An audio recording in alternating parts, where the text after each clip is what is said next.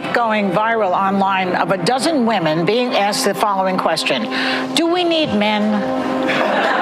Most answered very quickly, no. Because men are useless. This headline from The Hill, it caught my eye. Most young men are single. Most young women are not. Young men have fallen faster than any demographic in America over the last 40 years. It's a different world now. Like, we don't need men the way that they used to. Nobody needs men! The future is female. Men and women are drifting further apart, and society is crumbling because of it. A fascinating debate has broken out about the value of marriage. You've kind of got the trad con versus red pill thing. This men's rights crowd that sometimes just goes too far the other way. You need to stop acting like grown boys and infants and actually become men. Marriage is a bond, and it's a sacred bond. It's a machine designed to extract resources from you. Now many of the red-pilled have taken the position that it's bad for men to get married.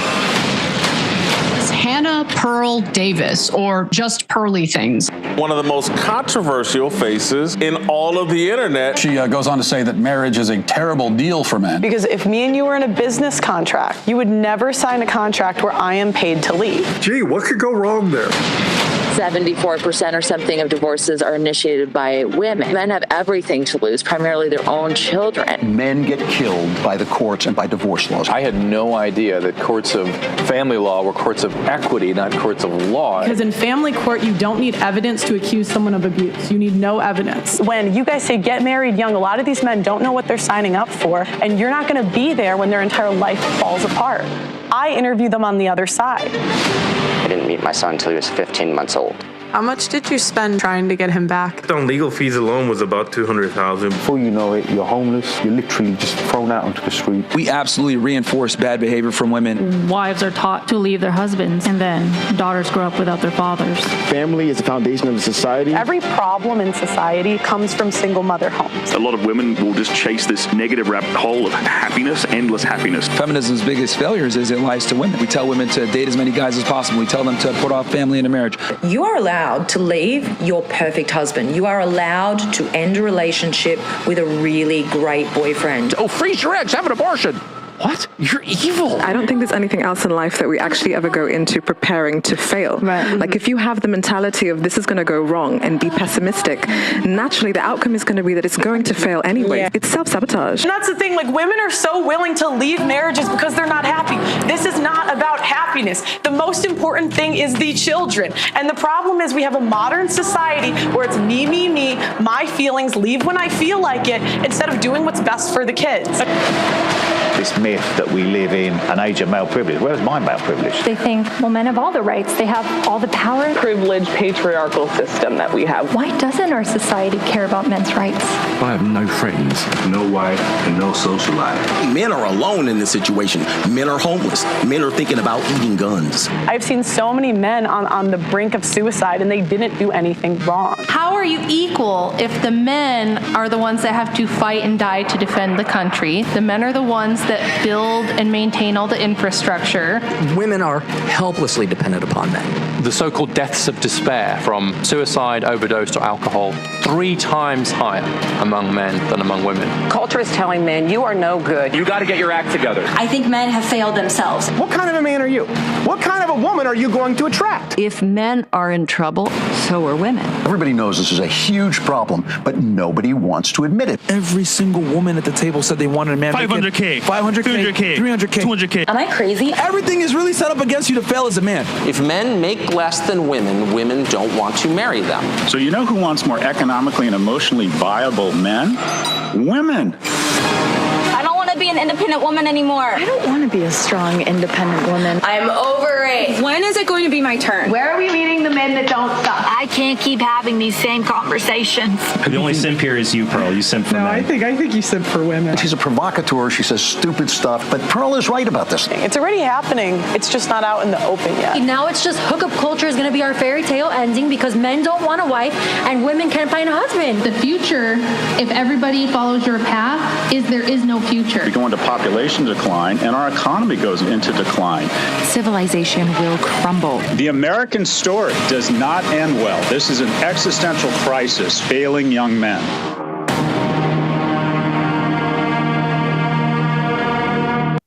What is up, up, guys? Welcome to another episode of Pearl Daily. I'm your host, Pearl, and this show I give my thoughts after interviewing 1,000 women and the conclusions that I came to. But before we get started, I attempted to make a documentary called What's in It for Men. The whole premise of the documentary is that society nags men's behavior. They just nag. They say, men, why are you dropping out of the workforce? Men, why aren't you marrying these hoes? Men, nag. Now, why aren't you doing more jobs? Why aren't you working harder, nag? And I just kept asking the question, well, what do men get out of that? What do they get out? What does he get? And anyways, I really tried to put together this documentary, but I faced some challenges, and one being they demonetized me, kicked me off a million platforms. So now I'm raising money. I'm doing it the old-fashioned way. And it's pretty exciting because we just got to $32,000. I'm going to log in a second and I'll show you guys. $32,000 for the GoFundMe. Oh my gosh, it's going to verify. You're just going to have to take my word.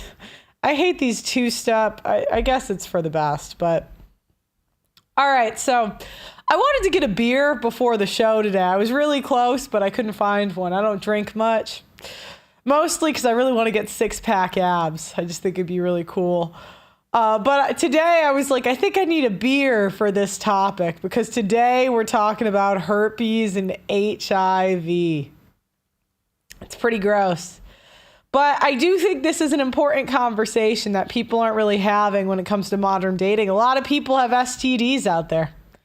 A lot. And odds are there's a woman that you know that has an STD. Probably a guy too. If they're actively dating and in the sexual marketplace, a lot of people have had them. So the stats I've seen said 1 out of 3 women have gotten an STD at some point. But a lot of STDs are curable, right? So, you know, like there's like gonorrhea, chlamydia. These ones are curable. But the ones that really mess up your life, I guess HIV kills you and herpes is pretty bad too. You can't get rid of that. So yeah, get your beer. Let me know what beer you're having in the chat, fellas. All right, so women have become sexually liberated, and, you know, nothing good really has come from it. Modern women honestly believe that they can have sex like men. Body counts are on the rise, and promiscuity is at an all-time high.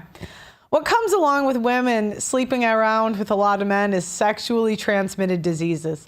Some of these STDs are curable and a lot are not, with the worst being HIV and herpes. Men in 2025 have to protect themselves with sleeping with modern women. And you know what? I say the same to you, ladies. There's a lot of chads out there that, they don't care. I've interviewed some of these guys that have this stuff. They just spread it. They do not care. The women don't care either. And I'm going to tell you guys some stories. Many of them, we could do a show on HPV a different day. That's another common one. That can give you fellas cancer.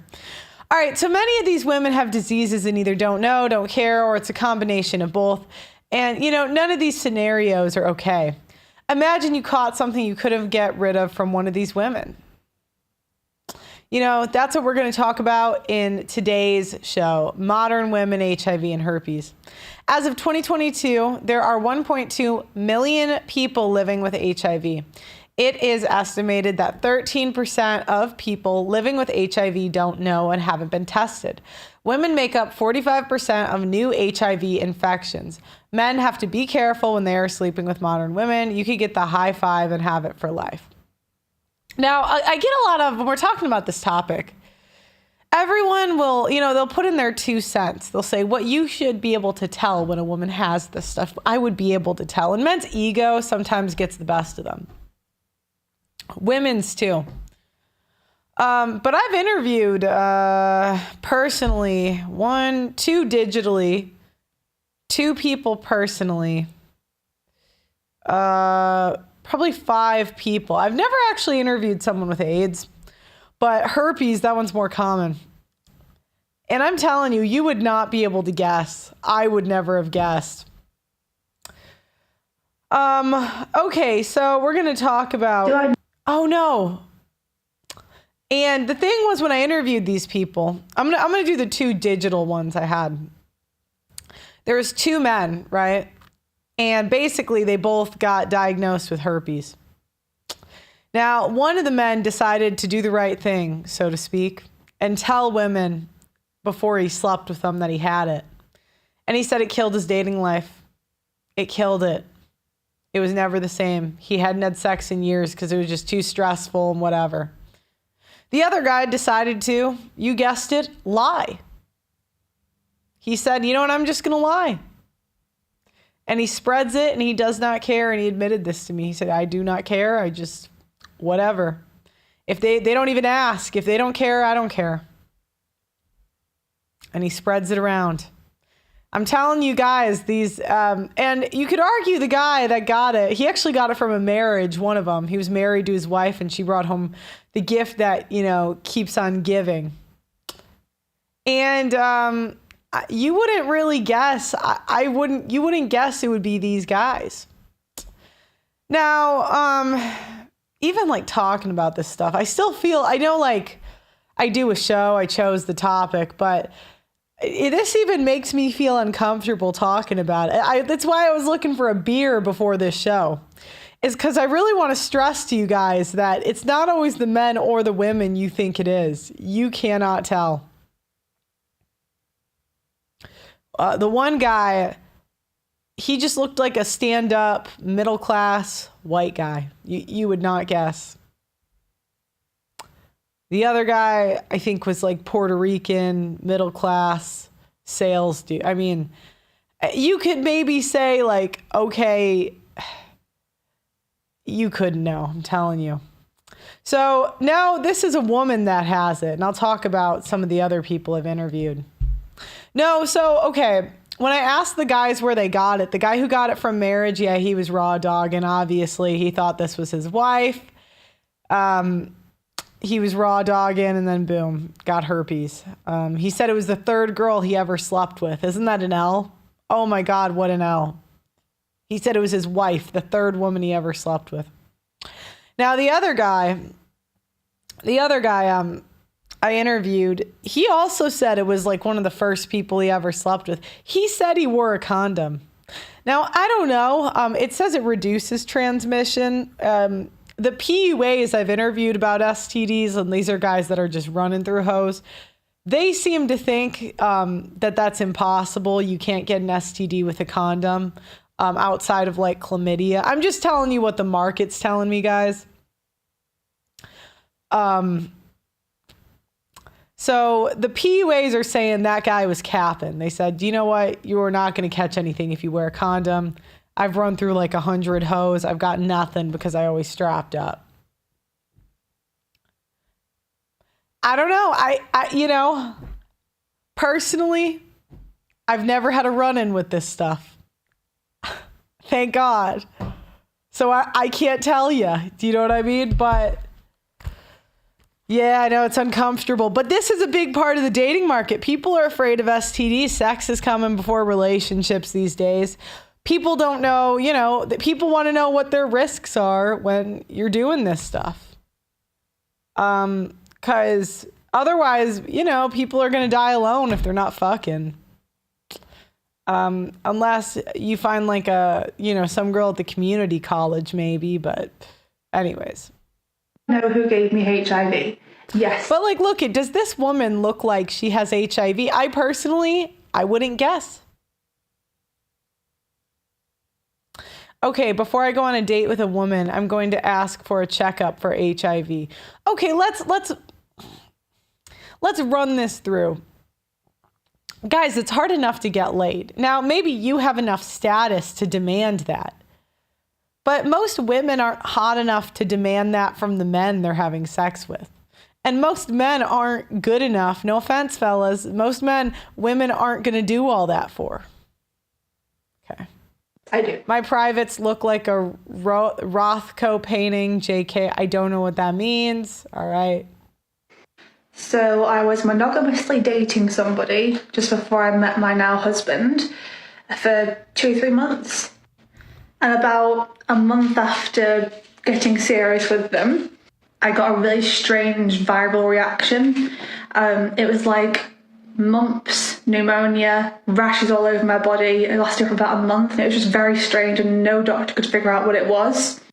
In hindsight, I now know that that was me being... Okay, an HIV test in her credit score. Let me get this straight. If you get a 22-year-old baddie in front of you, do you really think that you, and I'm not trying to pick on you, I'm really not trying to pick on you, but unless the guys in the chat are some sort of celebrity or something, you're not going to have the status to really do that. The girl's just going to tell you to F off, you know? Yeah, it's hard enough for men to get laid. You're telling me that you haven't had sex in months. Most men haven't had sex in months. And there's a 22-year-old Latina baddie sitting in front of you. And you said, you know what? And she says, Poppy, take me home. And you're going to say, no, bitch, I need an HIV test. Come on, I don't believe you. Oh, I don't. I'm just being honest. I'm just being honest here. Infected with the HIV virus.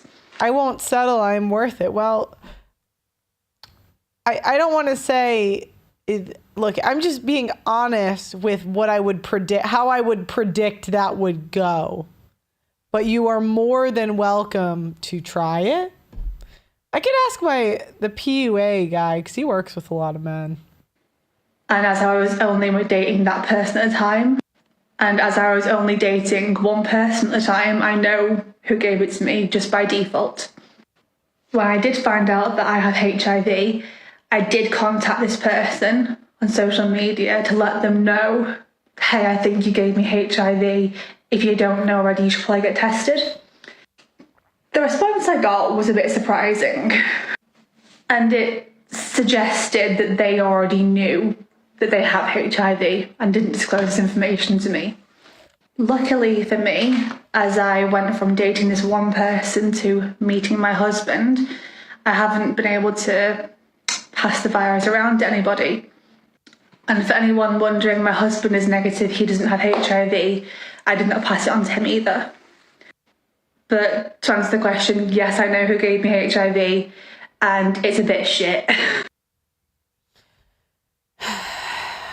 What an L. All right, let's see who's got it next. Yeah. You can't get on the Audacity. Doug MPA, can you make a note? We're making updates on the pages this week. I'm signed in with the Pearl Daily page is all I can get. What content are you not getting? Tag Doug MPA in the chat. He'll write it down. I found out that I had HIV. So at this point, I was already with my ex, the guy who... Oh, you're saying, oh, he's still married to the girl that gave him herpes? Well, what's he going to do now? Do you know what I mean? But no, he's not. But you'd kind of understand if he was. What's he going to do? Go back out there? Contacted me for about 5 months. The relationship was OD traumatic. I knew he was, like, not faithful to me, but I never thought that he was, like, not using protection with other women. At least I made myself believe that. At this point, I didn't have any more, like, symptoms. Like, I already went through the acute stage where I felt like I was literally gonna... However, a couple of symptoms persisted even after that were a little bit more subtle, but just as alarming. The first thing that freaked me out, really, was that I would have a continual yeast infection. I know it's kind of gross, but it's the reality of HIV. And a continual yeast infection is called thrush. I'm not saying that everyone that has thrush has HIV, but thrush is part of the symptoms of having HIV. And you know, I'm from the hood or whatever, so there's like a little hood doctor. I didn't have insurance.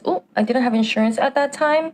And so, like, anytime I needed the yeast infection, like, medication, I would just go to the hood doctor. So something that I forgot to mention is that the acute stage is basically the stage where you are most symptomatic. But once you're done with that phase, you are no longer symptomatic in like very overt ways, but you still have certain symptoms that are very subtle. Like you have a lot of fatigue, thrush, like yeast infection, like discharge, the whole thing. And the second thing that really freaked me out was the fact that it was literally painful to have intercourse.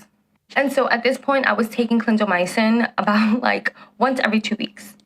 So I was like, you know what? I'm going to go to the doctor. Even though I don't have insurance, I could go to the clinic and get tested and tell them what's going on since it is down there. The day before I went, I had this sinking feeling in my spirit, like in my gut. I knew that I was going to get bad news.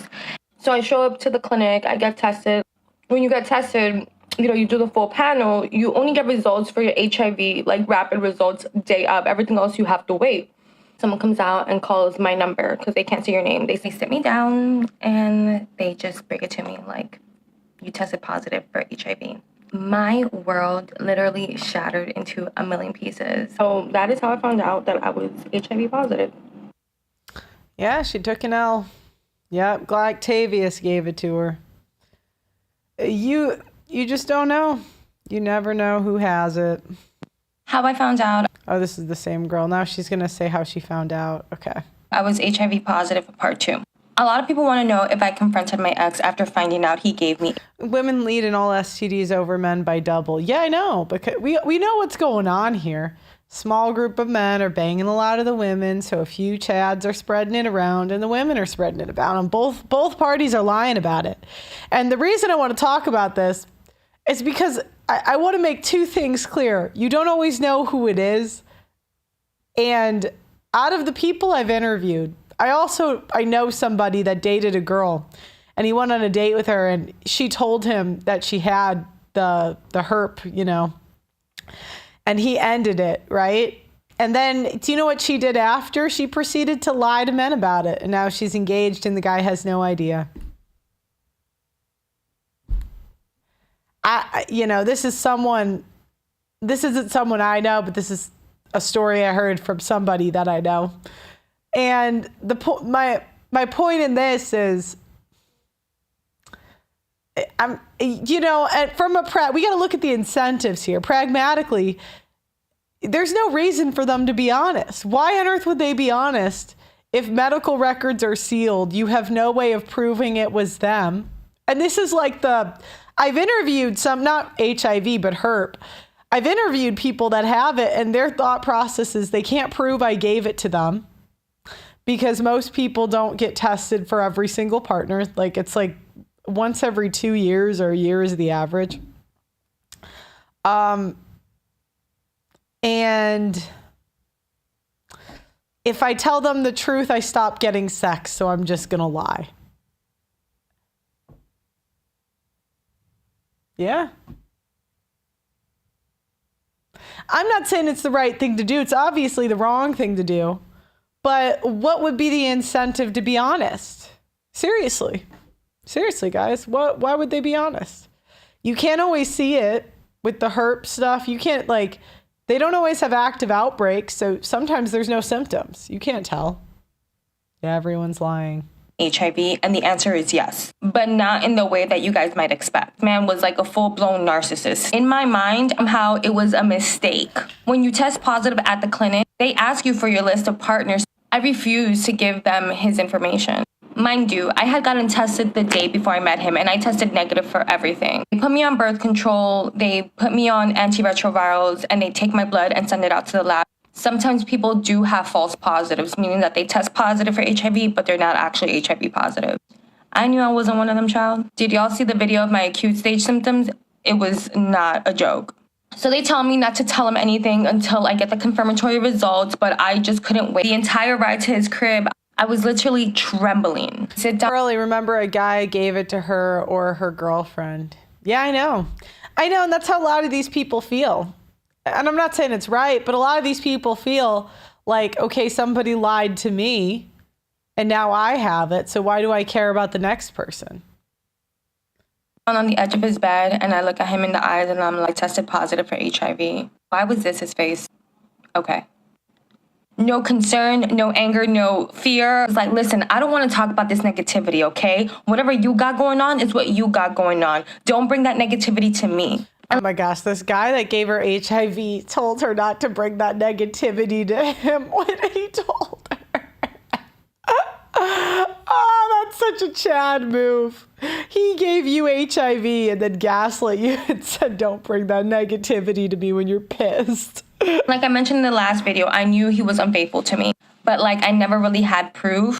And honestly, he was a master manipulator, so it didn't make a difference whether there was proof or not, because I was not ready to leave him. However, I did not catch HIV because he was cheating on me, child. The reason that I brought that up is because in my mind, I was like, yeah, you know, he's cheating on me, but he's not out there having unprotected. He was probably cheating with a dude, to be honest. That's how a lot of HIV gets into the dating pool. By the way, guys, the best way to get something is anal. Talked to a doctor about this, you know, as I was prepping for this show a while back. And it's because there's like blood. It's kind of gross. I'm a little uncomfortable talking about this, but somebody's got to do it. Somebody's got to do it. The sex with women, because that would mean that he intentionally infected me. So it's already like mid-September. He begs me to come to his place and he's slapping his cologne, putting on his shoes. And I'm like, oh, baby, where are we going? And he was like, nah, you staying here. I'm going to go to a party at Hofstra University. Mind you, this man was 37 years old at the time. Doesn't come back until the next day at around like 2 or 3 p.m. We argue, we make up, I stay the night again. And then a few days later, both of us have separate trips. Before my trip, my vagina starts feeling weird, like a yeast infection, but times 10. So when I get back, I hit up my doctor.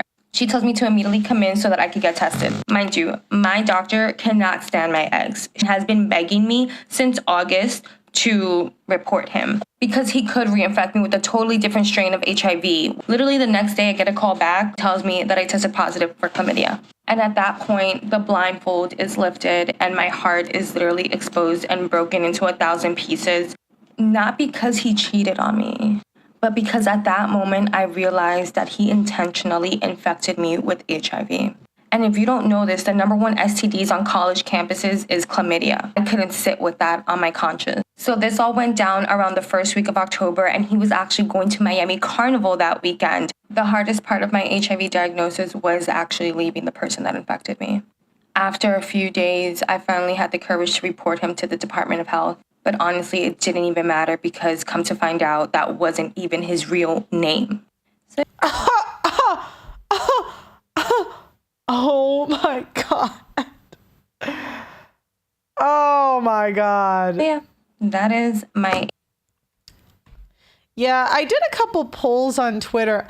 I'm currently locked out of my Twitter right now, by the way. I don't know how we're still able to stream from it, but I fell for some Indian hackers. They got me. It was really stupid. So don't buy the Bitcoin they're trying to sell. Otherwise, I'd show you the polls I did. But the consensus from people was that, I remember I polled people on if they've had an STD, what was it? It seems like chlamydia is the most common one. That's from the field. Even the PUAs I've interviewed said that's the one you might get even with a condom. They all seem to be very... but then again, it's like, are they going to tell me if they caught herpes? I don't know. I don't know if people are going to tell me that when I'm doing my research. And that's why I need you guys to call in, because you guys can call in anonymously. And you can give me, because here's the problem with the STD stats. Remember, they always lie society always lies to make women feel better. So if the data is saying women are whores, they might downplay it. So all the stats I'm telling you, just assume it's worse. I would really just, I would just assume it's worse than what we're reading. Yeah, so, all right. HIV positive after noticing strange spots on my body and experiencing high fevers. It all started after a night out with my friend. I remember drinking a lot way more than I should have. Things got so out of hand that I completely lost control of what I was doing. My friend tried to get me home safely, but You said we're going to have to use the camera soon. Okay, not this show. This show is going to be pretty anonymous, all right? we ended up arguing, and she decided to leave. I stayed at the party with some other friends and eventually met this guy. He seemed fun and the... Okay, so does this look like a guy that's going to give you HIV? Do you know what I mean? This is what I'm like. Last thing I remember was dancing and having a great time. The next morning, I woke up in his bed, confused and unable to Okay, so he smashed. recall most of the night. I left before he woke up, brushing it off like it was no big deal. I thought that night wouldn't have any consequences. But a month later, I started losing a lot of weight. I was constantly running a fever, had terrible head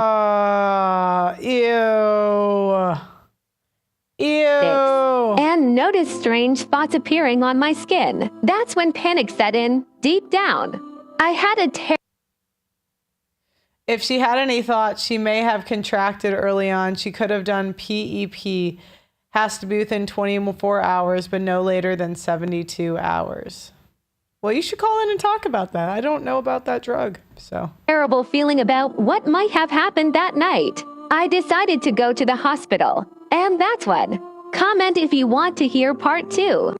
Pretty gross. That's disgusting. It'd be great to talk to someone with HIV because I don't know anybody with that. All right, we got another one. Sunday, August 27th. Also, this is, again, I'm getting a sick feeling in my stomach. This is so gross. Please like the video. If you're not going to super chat me, guys, hit the like, but just as a thank you, could you just say thank you, Pearl? Thank you, Doug MPA, for doing the research on this show, even though this is nasty, for talking about this topic publicly, even though this is disgusting. It's disgusting, but it's got to be done. I cover the modern dating market, and guys, that's a big part of the modern dating market. It's a big part. This week, I found out that I have HIV. I was diagnosed on August 23rd. I was diagnosed. Today is my attempt at my first day out. I'm going to the movies with my friend. $50. Thank you, Thomas Conservative. That's the kind of viewership I'm talking about. That's the kind of support we love on this channel. Because it's you know what? It's like now I have a video of me on the internet talking about freaking herpes. That's disgusting. But I just felt obligated, especially as I started doing these interviews. I just wanted to stress that it could happen to any of you. Because, you know, I'd interview these people and I would be like, wow, you guys look like just the person next door. And I hate saying that because then everyone, like, it sounds like I'm justifying it. I'm really not, but it's like I'm getting grossed out. The feeling in my stomach is just, gross. But, you know, I love it when you guys appreciate the sacrifices I make for you. Thank you, Thomas Conservative. Thank you. Because who else is covering this bullshit? Who else is covering this? Nobody wants to talk about HIV and herpes but Pearl. A really hard time. It was really hard to get ready. I don't quite know what I want to do with my story. I don't know if I want to share it. I don't know. My mind is 1,000 places at once. But I wanted to document this in case one day I do decide to share it so that this part of my journey is seen. I also just want to document this for my own self to see how far I come, because I know I have a life of trials and tribulations, and I know that this is important. This part of the story is important, whatever I make it.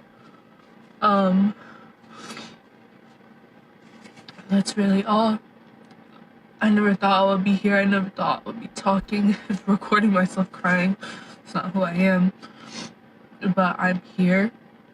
I'm at my lowest point Well, I've been lower, actually, which is surprising, but I don't know what could be lower than getting HIV. Do you know what? Like, okay, and I thought about this because I interviewed a different guy. Thank you, Pearl. Sam, thank you. I was interviewing, I talk too much. I talk to a lot of people. Now, I talked to this guy who's like in his 50s and he's dating, right? And he flat up told me, you know, and I was just asking him about his dating life because he dated these old broads, right? And he was telling me about dating them. And I'm like, aren't you afraid you're going to like catch something? And he's like, frankly, because he was like 60 at his age. He's like, at this point, I don't care. And I do think there's like if you catch something at 20, that's far more devastating than catching something at 40 or 50. Like, that's far more devastating. Far more. I'm at a really big crossroad in my life, and I'm just here, and I'm thankful for that.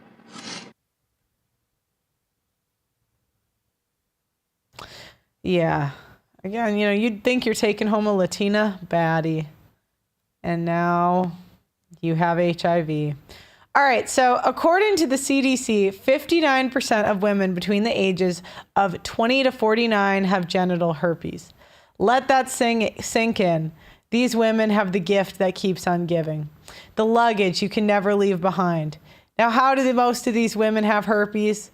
From sleeping with the same guys. You have Chad Glocktavius that has it, and all the women that sleep with him raw and contract it. Thanks, Pearly Land Doug. Condolences of actions. Women would rather catch an STD than date a 5. All right, so here's another girl that has herpes. I mean, again, does this look like a super slut? I like to tell you guys when I'm having a flare-up, just so that you see what it's like. That's not why I'm in bed with a blanket, though. I'm just comfy and taking in the golden hour. Do you see this? Okay, so literally what I'm feeling is You are the Walter Cronkite of Herp Derp HIV yeast. I don't know what that means, but I guess thank you.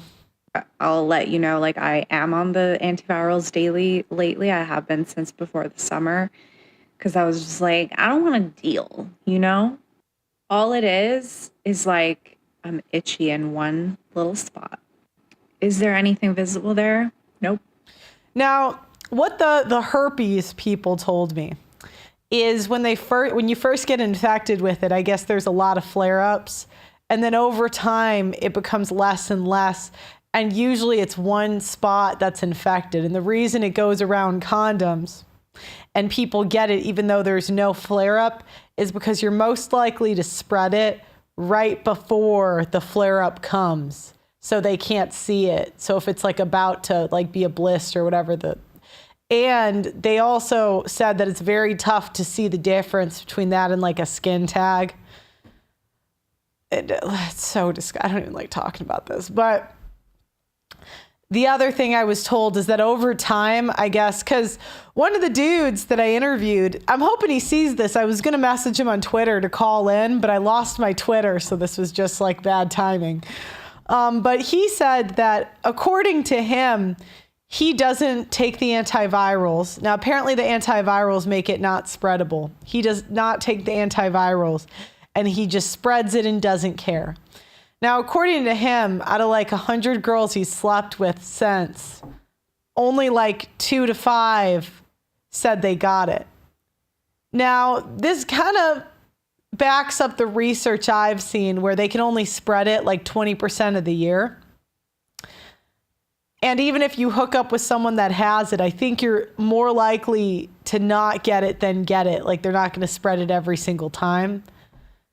But I guess the way it goes around is so disgusting. I guess the way, but I'm trying to be informative here. I guess the way it goes around the condom is some people get herpes like higher than, you know, like higher. I'll just say, just for the sake of being YouTube, higher up. I'll just say it like that. I'm not a doctor. I'm not a medical professional. This is just based on the research I've seen. So don't make any medical decisions based on this show.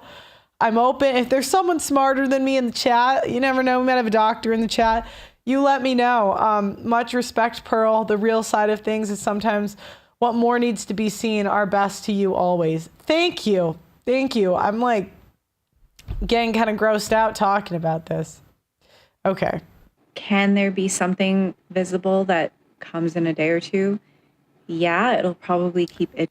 Everyone's saying it's gross in the chat, but there's 850 people in here. Somebody has it. I don't know who. But somebody put it in the chat. Be brave. Who's got it? And become like a little bump. And look it, if you guys have had sex with a hoe unprotected, it could have been you. It could have. Ladies, if you had sex with a guy unprotected, it could have been you. It could be anybody, truly. And then eventually, if I left it alone and didn't take an antiviral or didn't put an ointment on it, it might become a blister and then it would heal and go away. Does it hurt? No. Do I feel anything else with it? No. I'll keep you posted. Yeah, that's kind of what I've heard. The first one hurts a lot. That's the main. They all said what they told me was the first one is terrible, brutal. But then after that, it's like not so bad. And apparently there's drugs now. Basically any problem that women have, technology will solve. So I guess there's drugs that make it not spread, allegedly. But I think they have to take the medication the same time every day, and women, you know what I mean?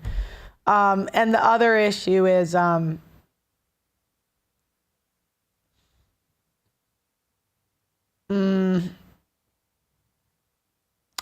I guess they have to take medication, make sure they're not having an outbreak when the girls give birth, or the kids don't get it. All right, let's see this. This is a dude or a girl? 9 years ago this month, I got genital herpes. I was 16 years old, and the person that gave me herpes was 20. And I'll never forget this experience. Oh my gosh, she got it at 16. That's such an L. I'm so grateful for this experience because it made me to the young lady that I am today. A lot of people have like controversial thoughts about me saying that I'm grateful for having herpes, but let me tell you why.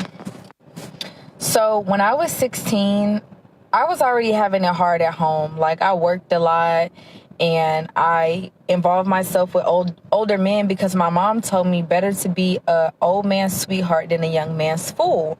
So that's what I did. Unknowingly, this older man was in college and he had herpes. So I was involved with him on like a Monday, and by Wednesday, I was having symptoms. I had all these sores just pop up like each day, and they would get worse. And that's what I've heard as well, is if you get it, they say there's no symptoms, but every person I've interviewed said they got symptoms pretty fast. Allegedly, from what I read online, it said you might have it and not even know. Again, people don't really want to talk about this stuff, so you probably are going to learn more. You got two problems. Gynocentrism, right? People, they're going to hide information that makes women look bad, so that's one way we're not really going to get the truth about it. The other issue is that people are pretty embarrassed about this stuff. They don't really want to talk about it. So like they lie to their part. Like, you know, there was a Reddit of a married woman that had herpes and never told her husband. I think the friend of the guy I know that dated the girl that went on a date with the girl that had it, the girl got engaged and the guy doesn't know. Careful out there. And worse, like it started with 1, then it went to 3, then it went to 6, and then it was like a 9 from my, lady parts to my butt, and I was in excruciating pain. I'm like, man, I don't trust anybody in this house to tell them what's going on with me. And mind you, I worked a lot. So I had a like overnight type of job. Yes, when I was 16, it was like an early morning overnight. Like, I don't know what shift you call that. Anyway, I ended up telling the lady that I worked with, like, oh my God, like something is wrong with me. And you guys got to stop crashing out on these girls that have herpes if they tell you. I'm telling you, man or woman, if they tell you, you're lucky. Because I'm interviewing them. And I'm telling you, it's way easier for them to lie. My son caught herpes from his girlfriend. Well, okay, if you could call in and tell us about it, like his symptoms, what he's done dating thus far. Yeah. And if you guys have had experience dating someone or whatever with it, please don't come in and crash out about women having this stuff and men just call in. I just want the experience. And she's like, just try to push through. Like, this is truck team for JCPenney's. They like, you can't go home. You're going to have to work. So I'm like, oh my gosh, like I have to work through this excruciating pain. So finally, it got to its wit's ends to where I was at home one day and it was so many sores down there, it hurt to urinate. So I was holding my urine so long that I was standing in the kitchen with my mom and my urine just came out of my body like my water had broke. And my mom was like, what is wrong with you? What is wrong with you? And I just start bawling. My mom is and was extra mean. So I'm like, I don't know, there's just sores everywhere down there. And she's like, you done got something? Oh my gosh, she's mad. Like, this was the 18th, I think, of July. And she took me to the doctor the 19th of July, and that's her birthday. So yeah, I found out I had herpes on my mom's birthday. The doctor swabbed the swab. She said, I'll send it in for testing, but this is herpes. My mom was so mad at me that I think she didn't talk to me for 7 straight days. Like, she wouldn't even look at me. She continued to be mad for like eternity. She's cool now, but she was like really, really mad at me. And I thought I would never make it to see 18 and get up out of that house. But I went through it. You know what I'm saying? And that's why young kids come to me and they be like, oh, I'm so scared to tell my parents. And I get it, but you have to go to the doctor and get the medicine so that you can start to suppress it in your body. I mean, it'll go away on its own, but it's better to just go get that medicine. All right, let's see who's next. Yeah, someone in the chat said I grew up in the 70s. If someone tells you, you're lucky. I'm telling you, you guys are lucky. If the girl or the guy told you, I personally, I know there's a person I know that did marry another person that had it. I try to be vague so people can't. And the reasoning was, I'll just say there was an exchange of value that this person felt like was worth it. And with the technology, they felt like it was, that would personally be a deal breaker. No, thank you. But, and I would never shame somebody, for saying that's a deal breaker. But we got to be honest here.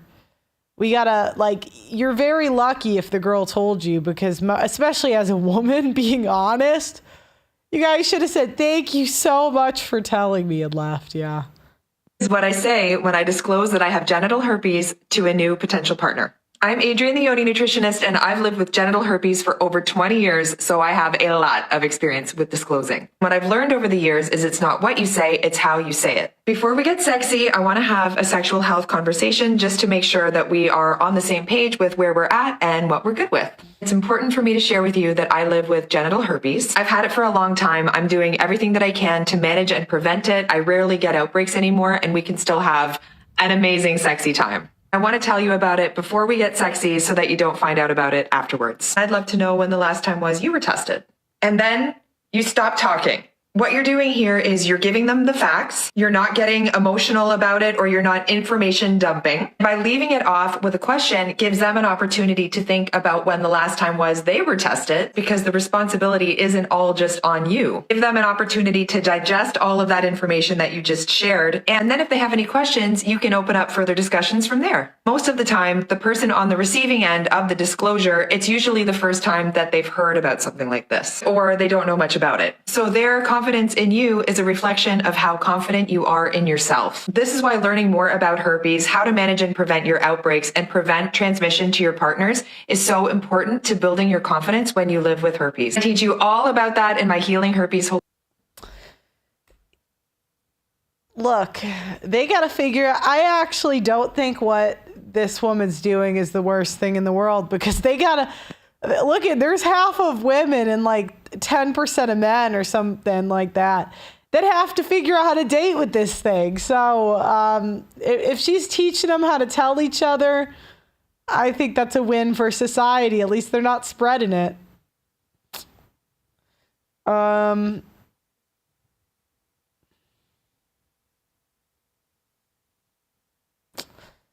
so gross. Oh my God. All right. So what do we got next? We got this woman. I told my Yeah, see, she's a baddie. parents, and they took it really well. But I did feel like I had to explain, you know, why I hadn't protected myself. Because obviously my mom would ask me, oh, didn't you use a condom? I mean, I didn't use a condom, so it's definitely, it must be from that. But you can also get it from not protecting yourself. So there'll always be a risk of getting some sort of STI. My name is Emily Bride. I'm 29 years old. I live in London, and I'm an artist, producer, singer-songwriter.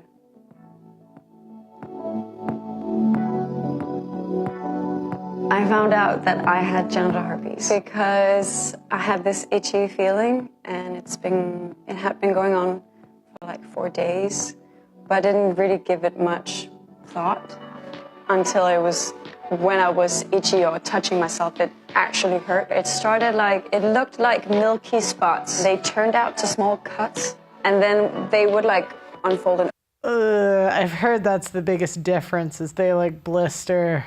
Open, and that was where I couldn't pee. So that was where it was very smelly and uncomfortable. I had to then Google what I saw and then come to the conclusion that I might have genital herpes. I didn't want to talk to anyone about it because I was embarrassed. So I felt ashamed, I felt embarrassed, I felt disgusting most of all. I started thinking about how I couldn't date anymore, and if I had to date, I would have to wait having sex with them because I wouldn't want to do what someone might have done to me, not telling me. And I didn't want people to judge me because I was judging myself, and that was the worst pain you can put on yourself. It was a horrible mental pain that I have to deal with. And then on top of that started the physical pain. I have heard one strategy women with herpes use is they blow the guy because you don't have, I think you don't, like it doesn't, they don't always have it in the mouth, right? So they blow the guy and they give him the best blowjob of his life. And then they tell him like, you know, later. Or I've also heard that women will have sex with the guy and then tell him, look, these are stories I've heard. Communication in developing a relationship is vital and should be the goal. These random sexual encounters do have consequences. Well, yeah, but I'm telling you, half the people I interviewed got it from either a girlfriend or a wife. Could happen to anybody. It could happen to, look, and that's, you know, that's when you get some humility, right? Because I know I have made good decisions in my life, but when I meet somebody that got it from a husband or a wife, and it was, according to them, the third person they were ever with, you know, it humbles you a little bit because you're like, damn, that happened to them. And they made, you know, they got married young, you know. Yeah, I know, it's so gross. It's gross, but I'm just being real here, guys. I wish I could come back to you and say when I interviewed these people, they were just these skanks. Like you would totally be able to tell they had it. They were just whoring about, and some of them were, right? I mean, some were kind of either man whores or female whores, but some weren't. And I'm just, you know, I'm just being honest here. Me not being able to pee. As a woman, first thing you think of is like, you know, your appeal. How will I now come across Am I sexy enough? Will anyone be with me? Am I good enough? And I should have done this. It opened so many new questions in my life in terms of all the times I have not protected myself, and why is that? And then digging into that and reflecting on that, and then the whole like me being a woman, like why is it that I feel this way? Why can't I just talk to my friends about it? What am I ashamed about? This is very normal. Yeah, and as women, you know, when women get it, they feel even more lonely. Because you tell a woman in the friend group, she'll tell the whole friend group, and now everybody knows. You can't tell women this stuff. My relationship with my new partner, we've been together for 7 months now, and I told him about the whole story and what happened and what went down, and he just gave me a big kiss and a big hug. He made me even more confident, or made me love myself. I do see myself as a role model, because otherwise I wouldn't. Why would women take L's and then call themselves role models? Here today, I would like to tell everyone out there and the world, just to spread awareness about genital herpes, but to tell them that they are completely normal and that it does not define who they are. All right. And you got to think about it like this, guys. Have you been on 3 dates? One of the women probably had it. Okay, in some demographics, it's higher. So let's say you only date like Asian and white women, because half of black women have herpes. So if you go that route, you're playing with fire. I'll tell you what. The white women, it's like 1 in 5, I think, or 1 in 6. And Asian women, it's 1 in 8. But if you go on 8 dates, look, and anecdotally, the guys who gave me stories of the women, you know, one was a white, like that, because I haven't interviewed a girl directly about it, but I've had men tell me stories of women they've dated that either had it and they didn't get it, or they went on a date with, they told them. And if I'm being honest, the stories I've gotten back, 1 white girl, 1 Indian, 1 Jewish, 1 black. So it was pretty around, you know. So, all right, like this girl has it. Would you be able to tell? I wouldn't. So basically, I've been dating this guy. We finally decided to say, like, okay, we're not seeing other people. So then I was like, cool. But I hadn't told him about the herpes yet, because it only had been like a month, I think, of seeing this dude. It wasn't that soon. And I don't always tell a guy right away. Sometimes I wait to even see what's going to happen. But anyway, so I waited a little bit just to kind of see where things were going.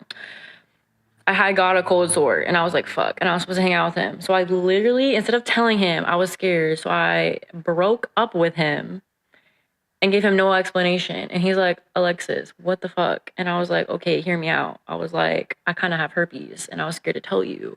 And I have a cold sore right now. And he was like, really? That's why you're breaking up with me? He's like, I don't care. Like, he was like, I don't care. It doesn't matter at all. He's like, I know about it. I dated a girl like that before. And I was like, oh, cool. And he's like, so can you still hang out? I was like, yeah. He's like, then fucking come over. I don't care. We just want kids. And I was like, oh, so it's not.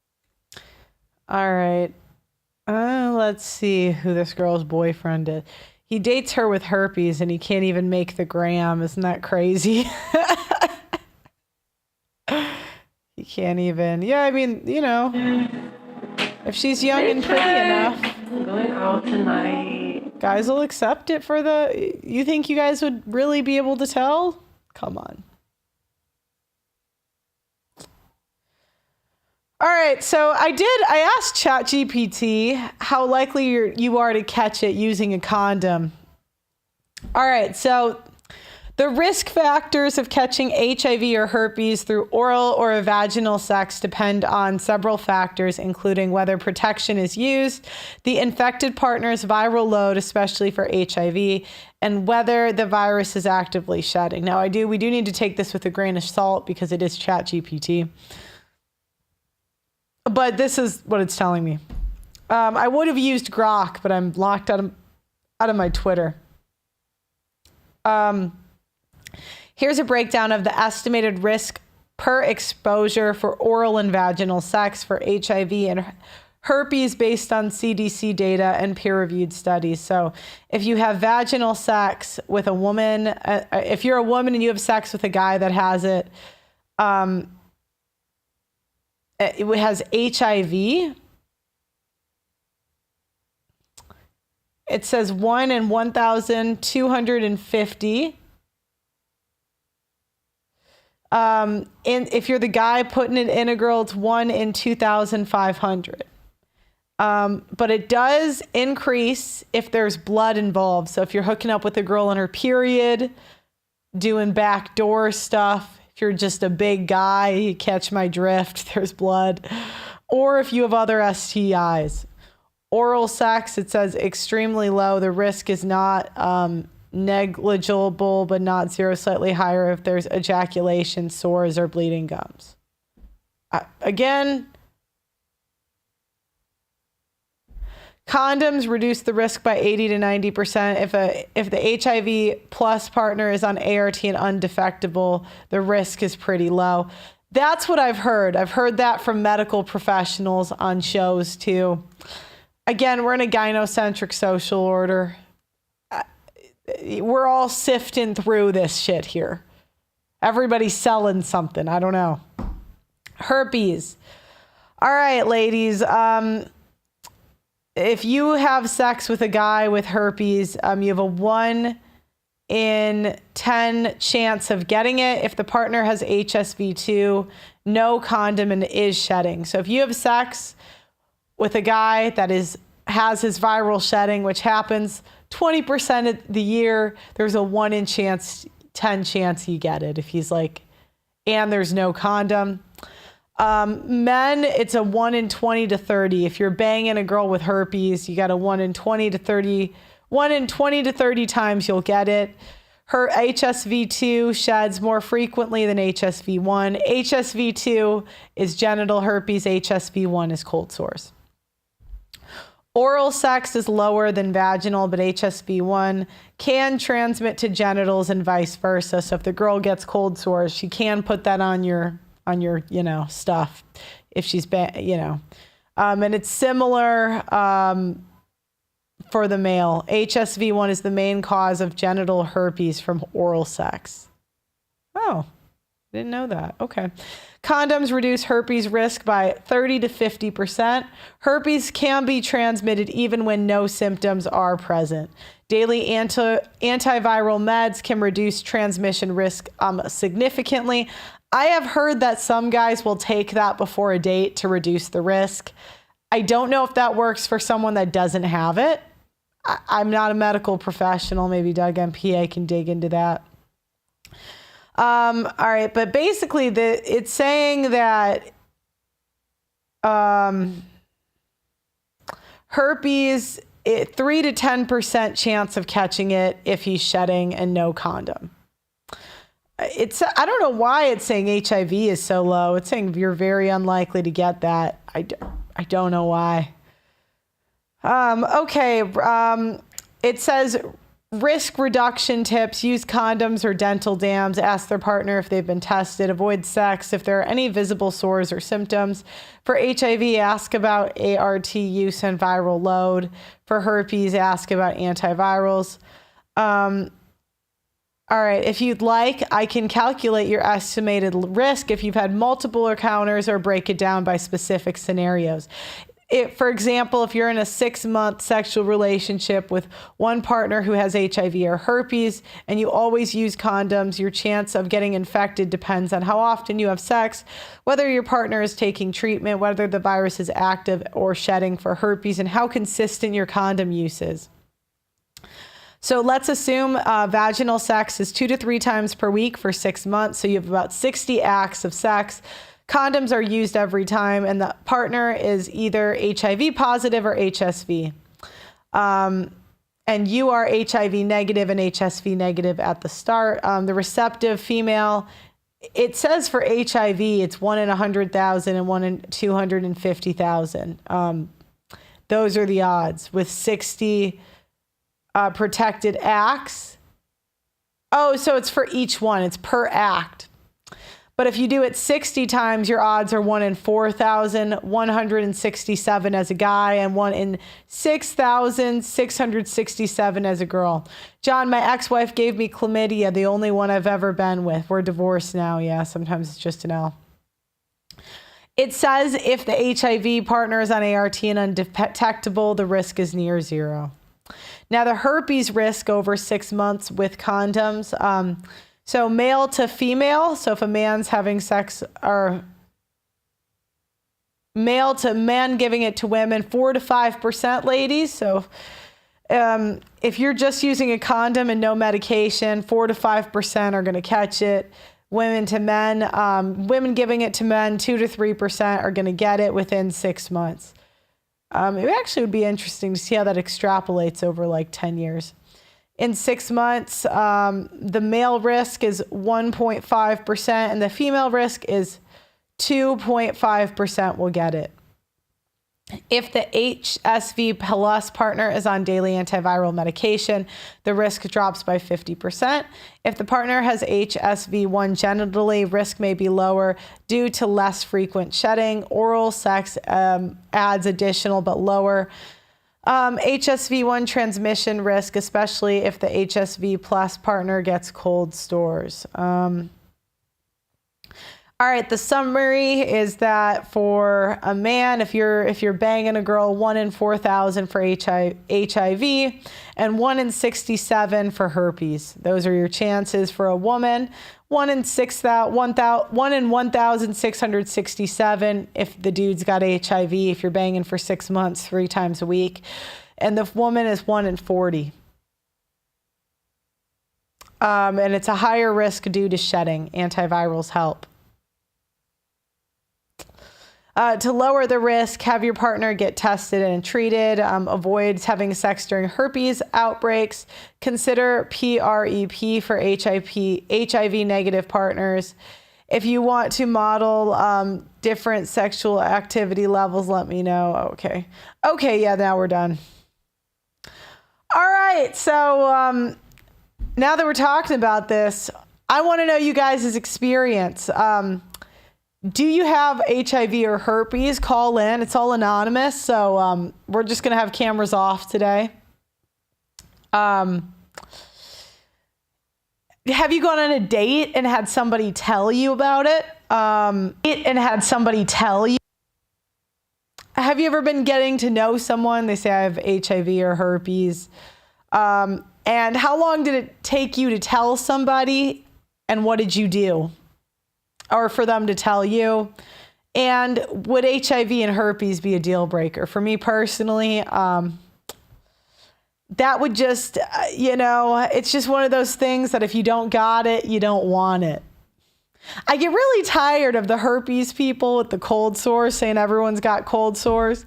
Because I'm like, I've never had a cold sore in my life. I don't even want that one. No, thank you. I'm good.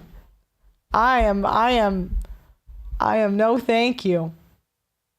All right, but let's go to Doug MPA. Thanks for torturing yourself through this topic. It's a tough one, but I do think it's important. So, yeah, if we got to think of the math here. If half the population of women has it, if it's attractive women, it might be even higher. Yeah. I'd say 60s and above. It's probably 80%. Gross. So this is a big part of dating nowadays. So, have you come across it in the dating market? What's been your experience? Yeah, there was a time where I was trying to actively date B-dubs. And one of them, we were talking for a little bit online. We met online and, 2-3 weeks, whatever. And we went out on one date. And then I actually went on a work shift for my day job. So we're talking when I get back to the hotel, we're talking whatever. And it was to the point where the day before I was going to come back, it's like, all right, when I come back, we're going to go on a date and we're going to smash, right? Mm-hmm. But she's like, yeah, I just want you to know that I may have herpes. I said, what's this? You may have herpes. She's like, well, I took a test and it was inconclusive.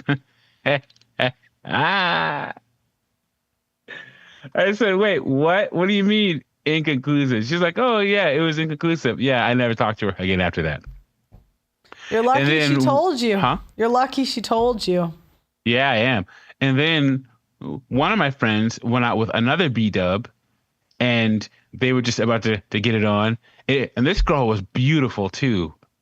And she had a little pamphlet that you know, they were on the couch and stuff, and she pulled a pamphlet out of her purse.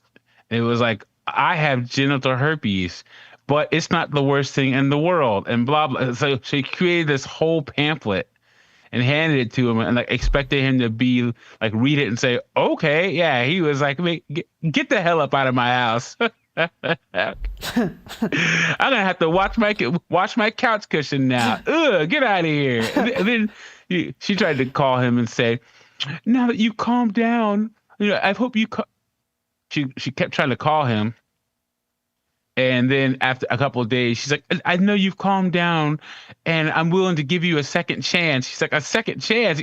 This disgusting. But once again, at least she told him. Yeah, I'm telling you. When I was interviewing these people, I think I showed you a voice note one of them sent, or maybe I don't remember if I did, but like the pit I got in my stomach, I was like, oh my God. Like, I was like, oh my God, they do not care. They just spread it around. Yeah, you're lucky because like I said the story earlier. There was someone I know went on a date with a girl, and she told him, but because it didn't work out with him, she never told the guy again. And then she got married 2 years later because she just started lying. Do you know what I mean? Like, she tried telling the truth. It didn't get her what she wanted. So she said, fuck it, I'm going to lie. Now she's married. Now, so, because I think that people with STDs should tell the person. And because what's worse, them lying, because a lie of omission is still a lie. You know what I'm saying? Yeah, but you could say should, but it doesn't matter. Yeah. Like, they're like, do you know what I mean? That's like a wish list. They're not going to, because it doesn't give them the outcomes they want. It doesn't give the guys sex. It doesn't give the girls relationships. And the way they view it is, actually, let me look. How often do people get tested? How often do people get tested? Not often enough. That's how for often. STDs. I'm going to say on average, let's see. It keeps telling me should. I want to know how often people do. Well, if I had to guess, people get tested like once every 2 years, maybe on average. I don't think that's enough, but if I had to, what would you guess it is, just anecdotally? Ask that again. I'm sorry. I had to block this King guy in the chat because he is. I made Steve M a moderator. He's legit. He's a great moderator, guys. Mm-hmm. And if you come at him, come on now, guys, calm it down. No caps, no curse words, because remember, Pearl's channel is a red pill channel. It just got remonetized. It's probably still on some watch list somewhere, so YouTube censors her chat based upon certain things. So just follow the rules, please. I'm sorry. Go ahead, Pearl. How often, because I keep Googling this, and it says how often people should get tested. How often do you think people do get tested? Like, what's your just like being in the field experience? If you had to guess. Well, because I know people that just don't even go to the doctor. So I'd say maybe once every 2 years. I said the same thing for a guess. So, like a guy that's sexually active, how many girls is he running through a year? Would you say a guy actively dating, like in the dating market? So a guy that's in the top 30 to 20%. Yeah. I'd say he's smashing 15 women a year. Okay.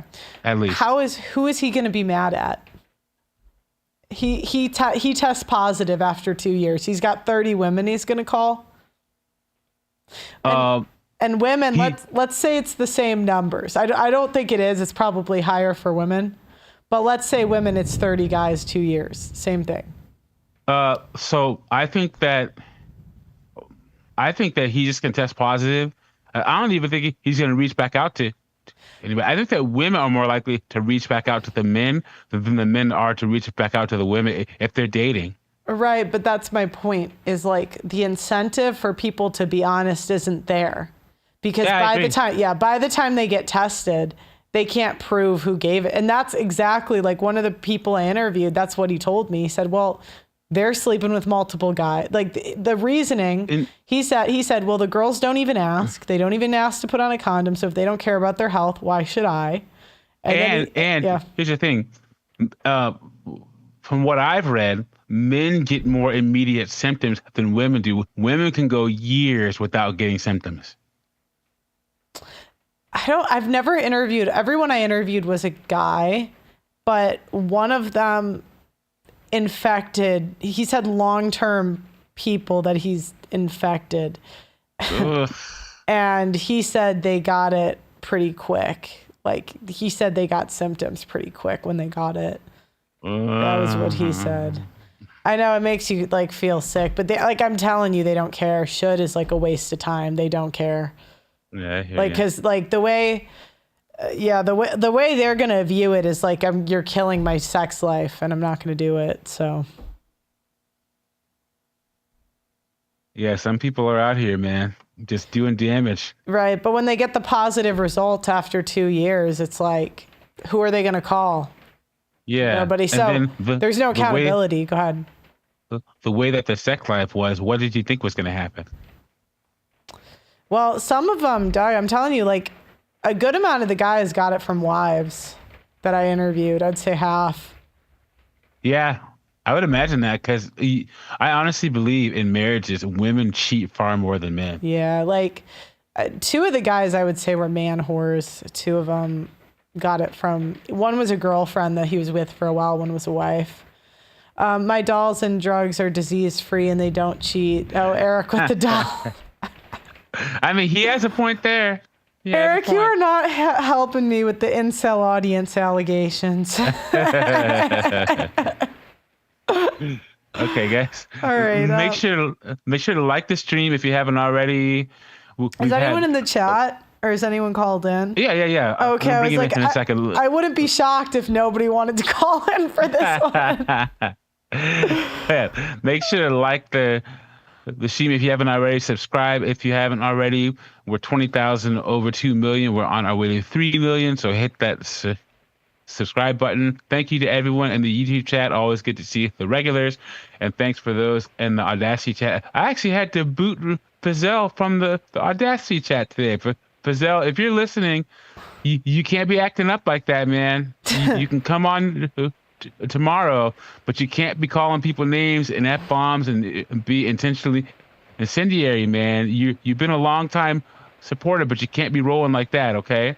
All right, so we're going to bring up the next. I'm also might ask you guys how often you get tested, just out of curiosity. Okay, so I see some new names, so let's bring some new names in here. Akshay? Are you there? Hi there, hi. How are you? Good, how are you? Yeah, I'm good, thank you. Just saw the thing and it just found it interesting, so yeah.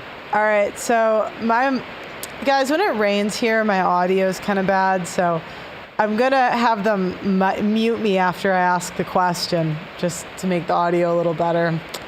Can you hear it, Doug? I'm assuming you can.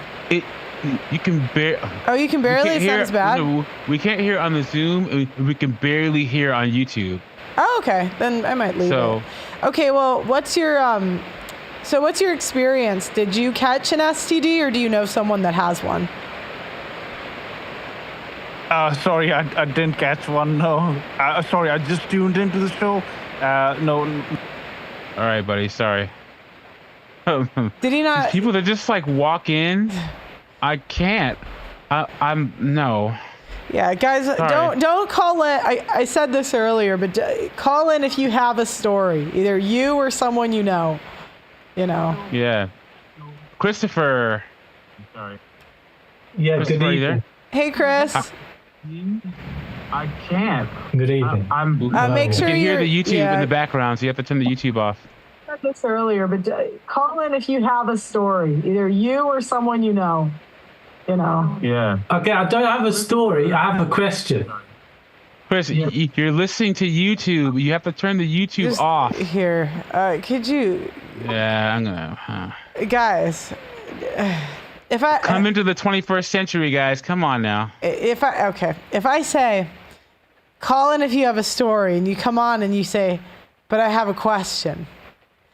You know, I love you guys, but it's just, I'm trying to run a show here, okay? So if nobody wants to call in and tell me their STD story, I understand. I really do. But yeah. All right. Okay. Is someone else on or no? Let's get in a good mood. We're gonna admit probably our favorite guest I know. on the show. We know he has some stuff to say about this. Dustin, what's up, my friend? Yo! Dude, I'm not having an outbreak. Can I have my video on? Yeah. Oh my god. All right. I'm just kidding. I don't have anything. It's all right. I'm not contagious. So, enlighten us. What's, who do you know has gotten the herp derp, or the high five? Well, okay. Who do I knew? I worked with this girl who had it. That's what Which you one? asked, right? Yeah. There was a girl named. I almost let it slip.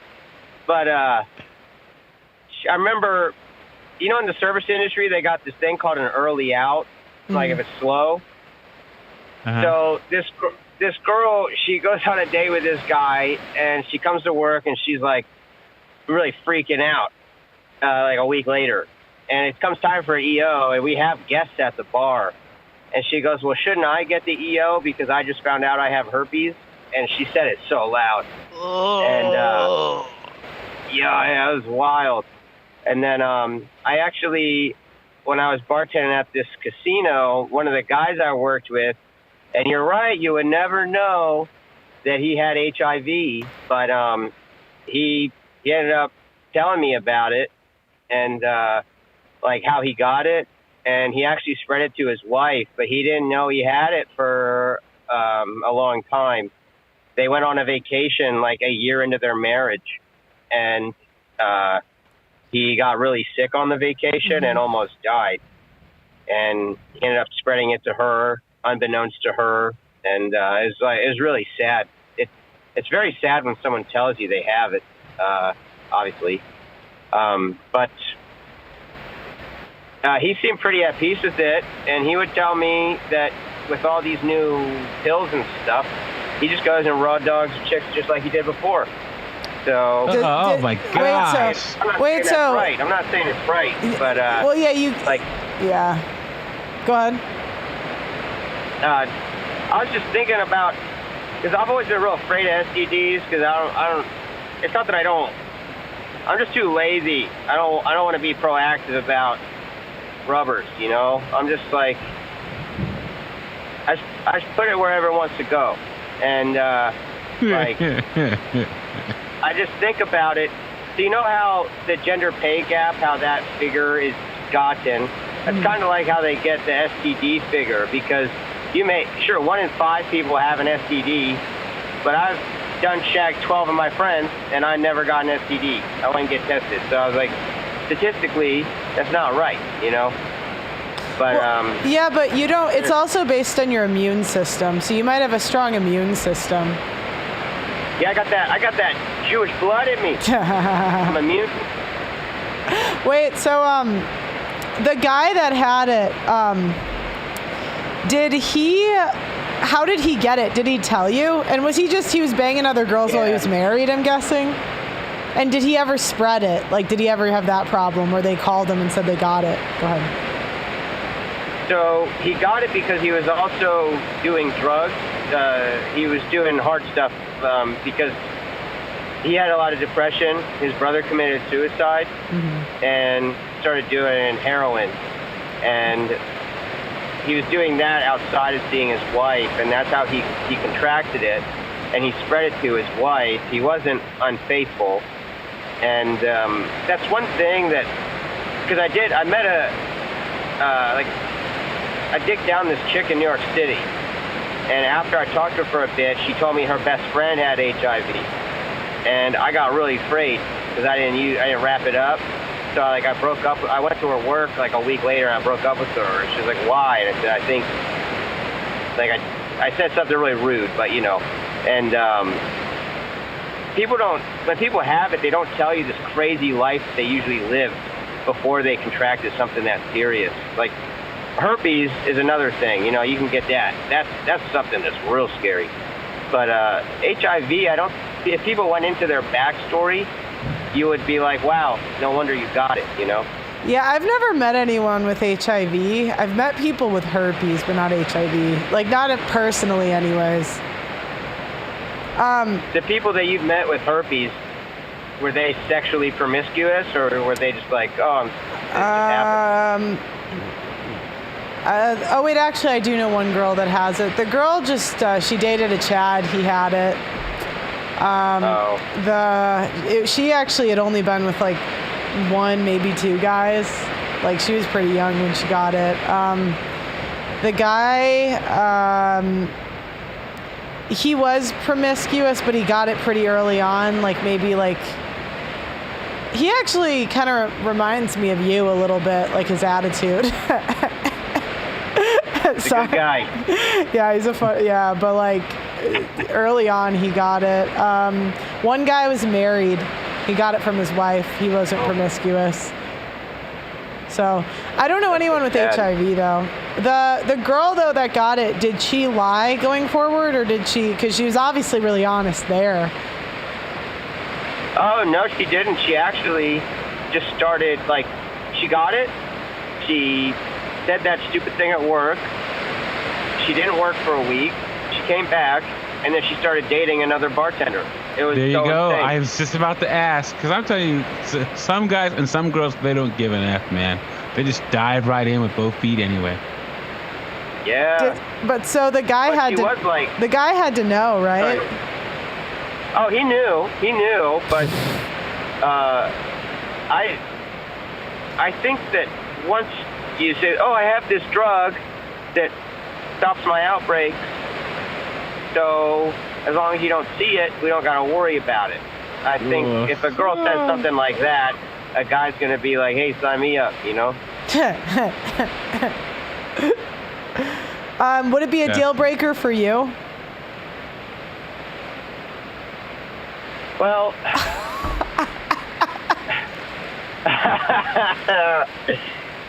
I'm 34, so like, HIV for sure. You know, I'm not like, I'd make out with a chick that had HIV on New Year's. You know, if she needed that, like a kiss, and no one else would kiss her at night, I'd give her a New Year's. Like, if it was herpes, I would. And she'd have to be bad, but you know, 34, and I got to live with it for just a little bit longer. You know, it might be worth it. I'd have to, like Margot Robbie at 21. I'd eat an ass and get herpes on that. You know, but man. Past that, I'm probably not going to do it. I'm at the point, because I'm in my 40s. Because I was telling Pro this, if I met a girl, because, you know, I like tall women, so if she was like 5'10", 5'9", you know, crossed a bunch of other boxes off, and all she had was like cold sores on her mouth or something, I mean, I could probably deal with that, only because one of my friends was married to her husband for like 15 years, and he got cold sores when he was a kid, and they were married for 15 years, and she never got it. So, but once again, that would just have to, she'd have to be like, you know, a 7 or above and have a lot of traditional values and stuff like that. But the high five, no way. And then genital HSV, herpes, no way. I don't even think I'd risk cold sores. Like, those look painful. Like, I don't know. I don't really like canker sores. You know, the stuff you get when you eat too much sugar? Oh. And I'm like, a cold sore? Those look worse. I'm like, I don't know if I'd risk that. All right. All right, Destin, we're going to have to cut it a little short tonight because we have a full range of callers. But thanks for calling in. We have a lot of callers for this? We do. Have a good one, guys. All right, see ya. Always good talking to you, buddy. Yeah. Okay, I'm going to try Christopher again. Be ready, man. Christopher. Yeah, good evening. How's it going, Chris? Yeah, good. Okay, thanks. Okay, what you got for me? Did you get an STD or do you know someone that has one? Or are either other two that we talked about a deal breaker for you? What do you got? Okay, so on the STD front, okay, so I just did some reading on herpes and what it actually does to during pregnancy. Mm-hmm. So it's like pretty severe, right? The chances of like the mother transferring the infection to the baby is quite high, but it's not like 100% kind of guaranteed that it would transfer. That's the first thing that I've got from the AI overview. So, yeah, obviously I'm not saying like it doesn't, it shouldn't affect like people's choices, but that's just what I'm reading. Okay, what about you personally? Me personally, do I have herpes? I don't think so. No, I know I get cold sores, but like, no, I don't have. Like, I went recently to an STD clinic, about a month ago, and yeah, I got like the whole kind of like a really thorough test. Huh? How often do you get tested?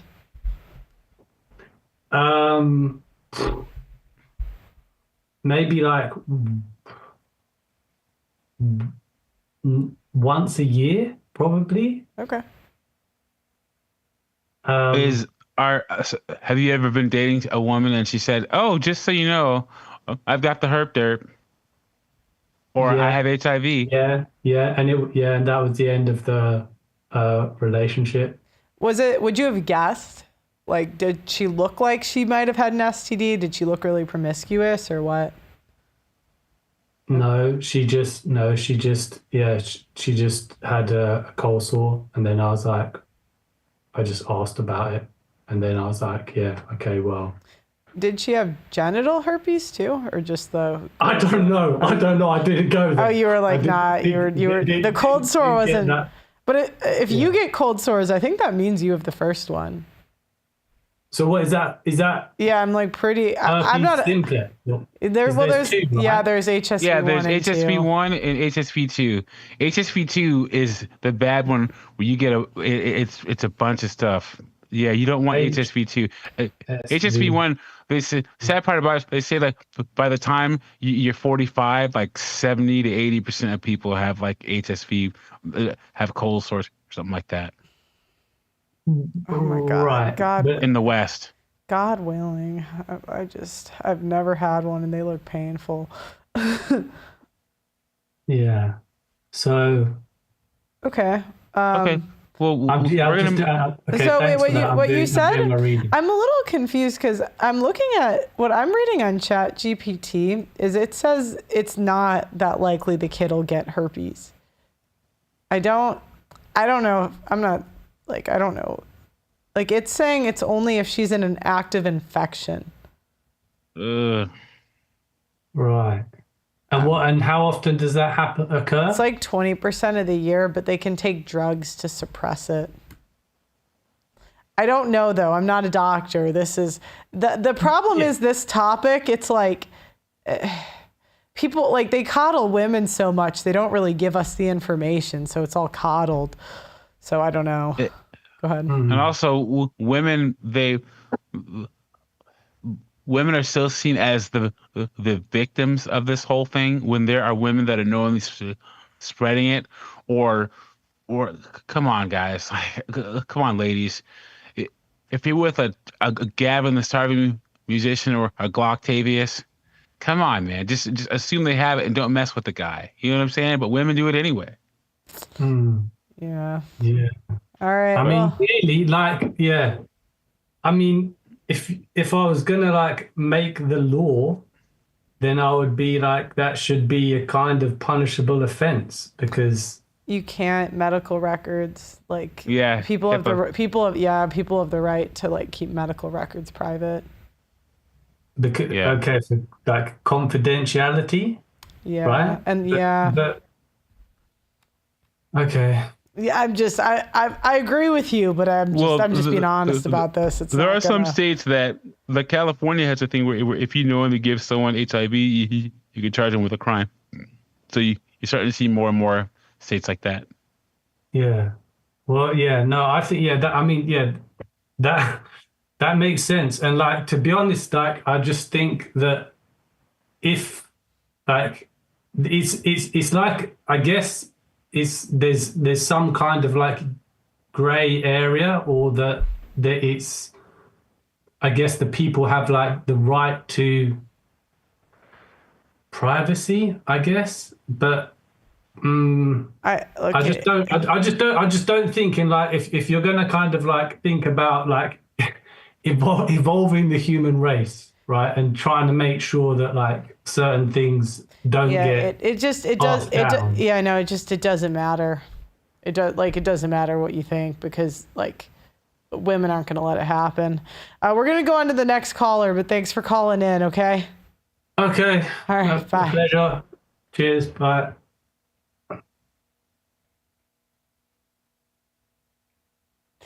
I just didn't want to go down the route of like it shouldn't be. I mean, you know how it is. It's like it doesn't matter. Bad luck. Are you there? Yes, sir. Bad luck. Is that bad luck because you got it? Yeah. I have to, at least try to make fun of it. Yeah. Okay. So how did you catch it? It's a bit of an unfortunate event, but basically, I was a virgin, married this girl. She didn't say shit, and then all of a sudden, surprise, surprise. Wow. Surprise. You got which one? So according to the tests, I have both of them, but I only had like blisters, like on the, basically on the genitals. Wow. So you got both from the girl, and so you were a virgin until you got married? Yep. Wow. And are you guys still married or no? No. And what have you done in like your dating life now? Do you like tell the women, or what do you? I kind of tried talking to some other women after that, and then like I remember dating one Canadian girl in particular, and she was just like, "Oh yeah, I love you, this and that." And then when I told her, she was basically like gagging, and she said it was like disgusting or whatever. And I'm like, "Okay, cool," So. Were you guys hooking up at that point? No. Before anything happened, I just let her know, and she was, she acted completely like disgusted by it. So, and then she came back around, and then she was just like, she was trying to be nice about it, and I was just like, okay, and it's just kind of like discourages you from talking to anybody and telling anything to anybody. That's basically what happens. And have you tried like dating sites for people that have it? Like, is that something you've tried? No, not really. Okay. Is it something you want to try or no? Like, how long have you had it for? Probably, I want to say since maybe like 2013 or something like that. And I'm just curious, how much does it affect your life? Like the blisters, how often are they? And like, how bad would you say it is? Like for both the symptoms? But when I first got it, it was kind of often. They're extremely painful and they take a long time to heal. So it's a very uncomfortable experience.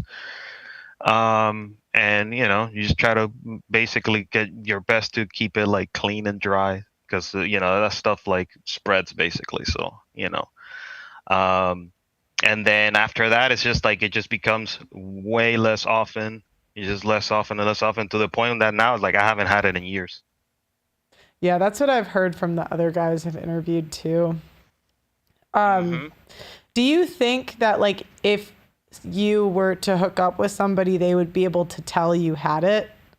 Like, do you think it's easy to identify, like if you're in an outbreak or not? Go ahead. Yeah, I mean, I guess if there's a visible sign, then yeah. But honestly, no, I couldn't tell. If somebody's lying about it and they don't have anything visible, then it's like impossible to tell. And what about your wife? Like, you didn't notice any like blistering when you guys were married? And like, how long were you married till you got it? Like, how long were you hooking up till you got it? Probably a year and a half or something like that. Maybe less. Okay. A year and a half. Yeah. And was she taking medication or no? No, not that. She didn't say. She acted like she didn't know. She was just lying through her teeth the entire fucking time. So I never noticed anything. She never said anything. So Sounds about right. Mm-hmm. So that's how it is. And for HIV, is it likely that you will die from that someday, like based on the technology now? No, people live with that stuff until old age. I had an uncle that had it, and he just lived until old age. Basically, he died from something else. Pearl, he said that he has both versions of HSV herpes, not HIV. Oh, I'm sorry, I misheard you. I thought you had HIV and there's herpes. One and there's two. I was like, damn, it's a double homicide. So are you in the South? Are you in like Texas or New Mexico or something like that? No, I'm in the South. Yes. Yeah. So I was I lived in San Antonio for a couple of years, and there's this lady that was on the news, and she got HIV sleeping with a random man. Wow. And so she would go to, and she was very attractive too. She'd go to the airport in like a little black dress or like a little red dress and just sit at the high-end bar at the airport. And then just get hit on by some guy that was traveling and sleep with the guy raw, and then just keep it going. Yeah, and she'd do that every single weekend, and she's been arrested multiple times for it. Wow. But she just keeps doing it. She's like, yeah, someone gave it to me, so I'm gonna give it to as many people. Yeah, so she'll sit there at the bar at the airport, let guys pick her up, take her home, and then do it raw. There are some very twisted people out there. What did your wife do after? Was she able to get remarried again? Oh yeah. So she was basically it's just she was cheating on me. That's why I left her. And then she married the guy that she was cheating on me with, and she had a kid with him too. Oh.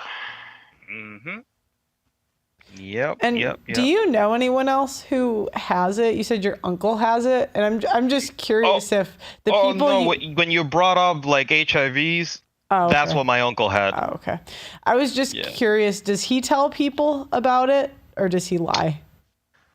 Honestly, I don't know, to be honest with you, because I mean, he told me. I remember the family knew, but I don't know if like he told people he dated. I'm not really sure. I was never like into like his business like that. But unfortunately, he passed away. He's not around anymore, so I couldn't tell you. And when's the last time you had an outbreak? You said it's been years. Oh yeah, it's been years. I don't even remember when was the last time, to be honest with you. And how many bad years do you have to endure before it like gets to that? You said in the beginning, is it every other month? Like how often do you get it? Shoot, it's been a long time. I'm trying to remember. It was probably like, if I had to guess because I don't remember. It's been so long. It was probably like maybe like every like 2-3 months or something like that. It was, like I said, it was very annoying. And then it's just less frequent until then it gets to like once or twice a year. And then it's just like right now, it's like I said, it's been years. And would you say it killed your dating life? Like you basically had no dating life after? 100%. Yeah. It's just, like I said, I try to be honest to, like with the way that chick reacted, it was just like enough for me to like, fuck this. I'm just way too embarrassed about it. Just put it that way. Well, there's a lot of girls with it nowadays, Yeah. That's true. All right. Doug MP, you got any other questions for him? No, that's it. Really appreciate you sharing your story, buddy. Thanks for calling in. Yeah, thanks for calling in. All right. You guys have a good one. Cool. All right. I'm going to bring up another new name, and then we can go back to some of the OGs real fast. Jamie. Hey, what's up? You guys hear me? I can hear you. Yeah. I hear an echo. Is it playing? Go ahead. Do you hear an echo, Doug, MPA? I do. Do you have YouTube playing in the background? Yeah, let me turn it off real quick. All right. How about now? Okay, better. Yeah, I used to work at a STD clinic in the Bay Area. No way. You guys got questions? Oh, yeah, I worked for like a year or two, about 2 years. Mm-hmm. My experience is that it's mostly a lot of gay men have HIV. In the world, basically, there's a lot of gay men in the Bay Area to go with that. But the stories are crazy on how people would get them. You'd hear all kinds of like stories on some people would get. And when it comes to HSV 1 and 2, a lot of HSV 1, a lot of HSV 2, I guess. The thing that I got was weird was that a lot of the women that had HSV 2, they would tell their partners or their future partners. And a lot of the men were like, that's fine. That's fine. And they would tell me like, so the guys were like, I don't know if they're simping or they're just desperate because the women that did tell me that, a lot of them were really hot, really attractive. And from my experience also, when you have HSV2, you can shed, which is you're shedding the virus. Like you could shed like a week or two before you actually start feeling symptoms or showing symptoms. So the people that you think don't have it may have it. So it's hard to tell if someone has it. And a lot of the STD testing in California, they don't test for HSV1 or HSV2. They'll do the other stuff, the chlamydia, the HIV, I forget, gonorrhea, all that, but they won't really test for it. And they say it's just so damn prevalent in California with the HSV1 and 2. And do you think the women that have it, were they like, would you say they were more attractive women? Like just across the board. Go ahead. Yeah, in general. Okay. In general, it was the really hot women. I have a question. This is Doug and PA's question, not Pearl's question. How many other women that came into your clinic were black women? The one that came in a lot, she had HIV. Really cool lady though, super cool lady. But it was mostly the one that I saw. I lived in where I worked at. I'm not going to say where. It was mostly gay white men, older men. It wasn't really a lot of young men. Mm-hmm. The young men that did come in, it wasn't, I can't say the worst. They were like the horniest. Like it was just, I remember a couple came in and then a week later they're fighting with each other, two young men, because one was cheating and one came in a week after that and he was looking green. His hands had pustules. I think he had gonorrhea for like a long time and he was just really in bad shape and he couldn't stop having sex. And then this other guy, I'm not going to say his ethnicity or anything. He was actually HIV positive and Hep C positive. And he would come in and then a month later he'd come in and he had chlamydia in his anus and in his throat. and they tell him to stop having sex, and then he wouldn't. He would just come in 3 months later, he'd be infected again. It just was just nonsense. And it was a young gay man, and I felt bad for them, but it's like it's hard for them to control, I guess, their sexuality. I don't know, like they just couldn't keep their pants on, I guess. But the older men, they were just coming in for their regular scheduled visits, every 6 months, it just depends how sick they were on their viral load, or basically the viral load is the amount of HIV virus you have in your system, and you check that depends on how bad you are or how sick you are. The medication now is really, really good. You can take the medication to where your HIV, your viral load is so low where it's undetectable, where you're testing negative with HIV. But you have to be, I forget the name of it. It's been a while since I worked there. How often do they transmit it? Because when I was looking on ChatGPT, it was saying you're really not likely to get it if you hook up with someone that has it. But that seems wrong. But I'm like, I don't know. It's from what I remember in the studies is that like vaginal intercourse, it's pretty difficult to get. It's when you get into the blood blood contact.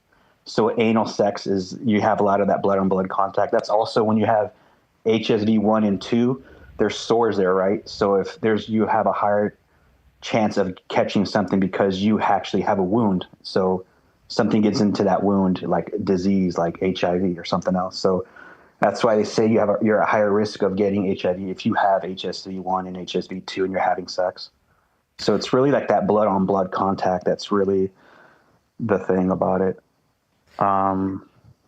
But yeah, there's also like a tracking system in California. Once you have HIV, you're tracked for the rest of your life, through the state. So if you're like, say you're homeless or you leave the state or you're in jail, they have to like figure out where you're at so they can keep you taking the medication to keep you below the HIV level, the HIV viral load, to where you can give it to people. So it's like, so if someone disappears, they go to jail, we have to find them, figure out where they're at, and have them keep taking the medication.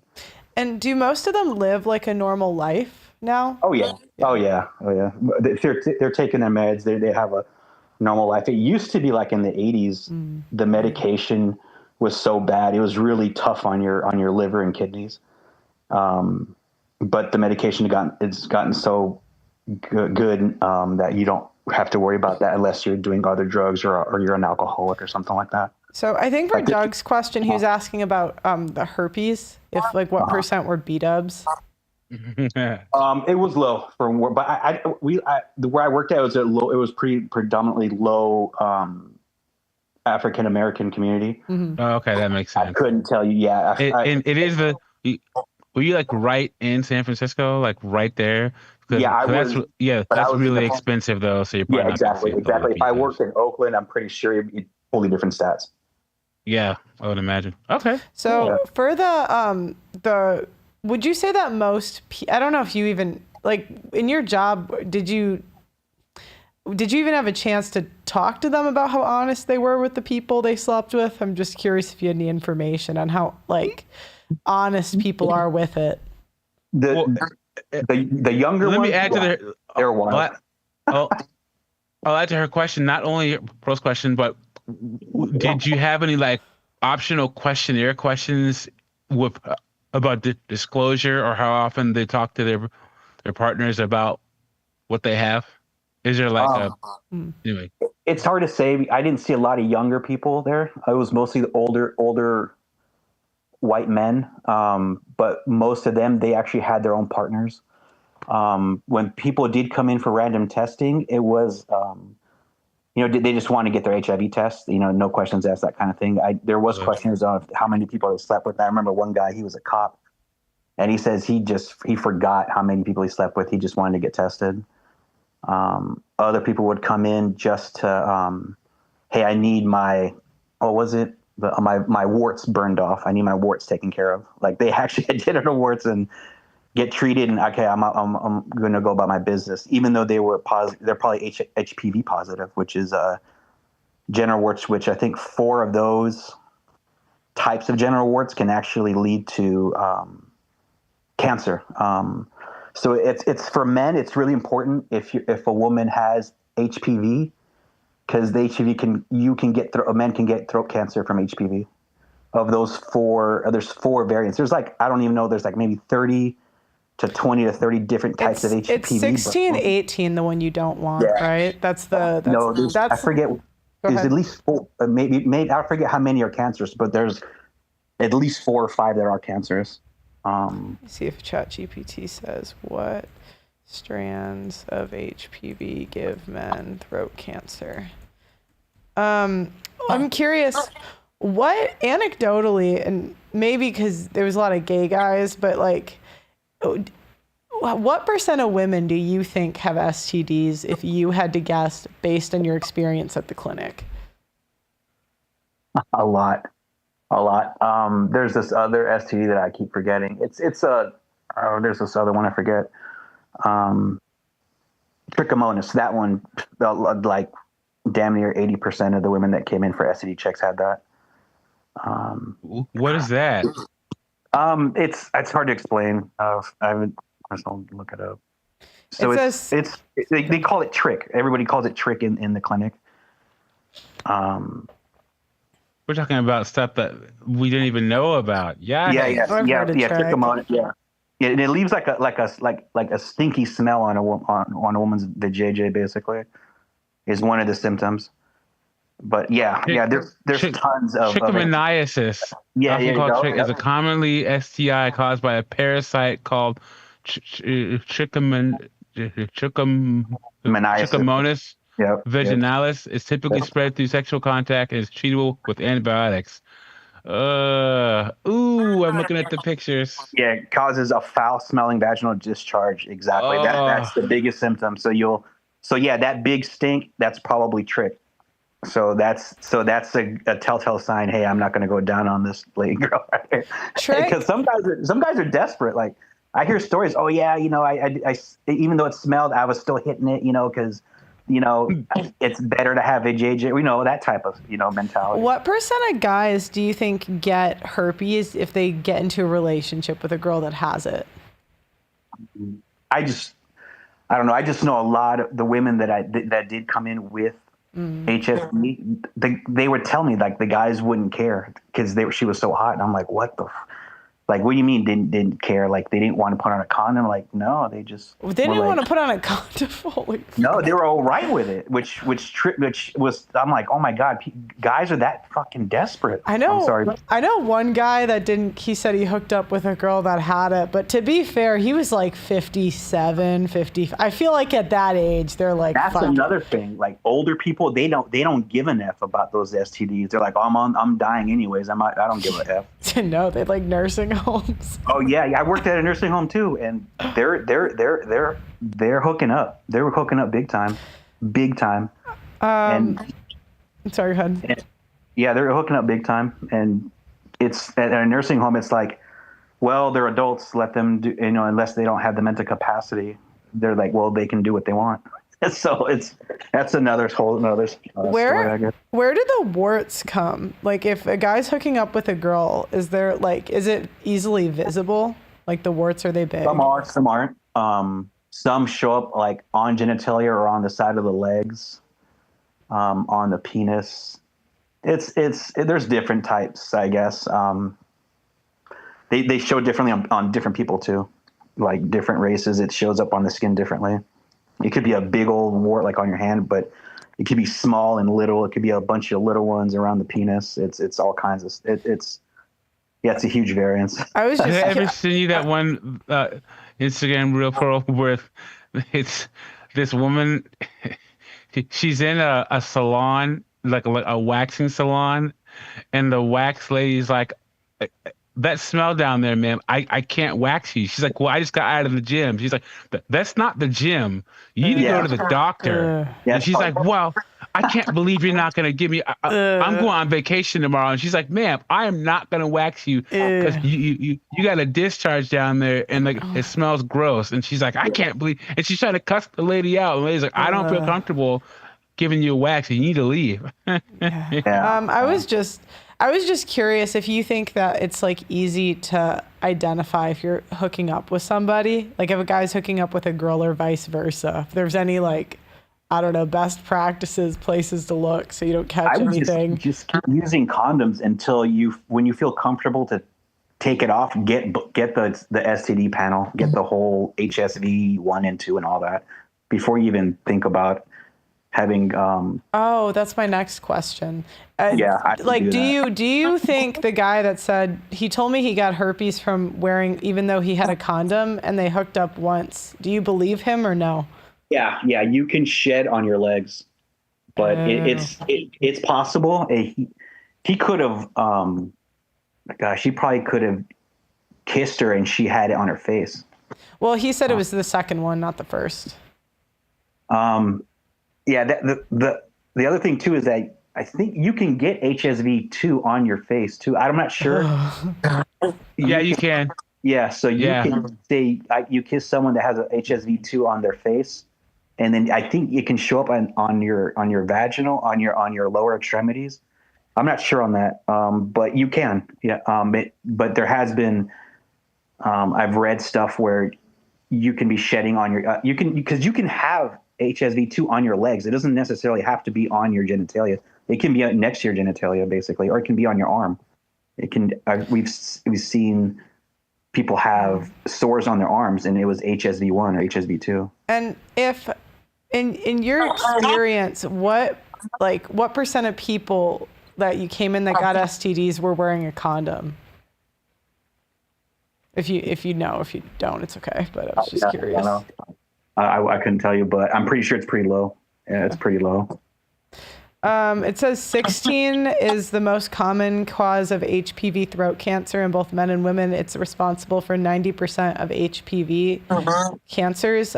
Other high-risk types like 31, 33, 35, 52, and 58, but these are much rarer forms of cancer, but are sometimes found. I think 16, 18 are the ones you don't want to get. That rarity, it could be rare here, but once you start going to Thailand or Africa, or then it totally changes.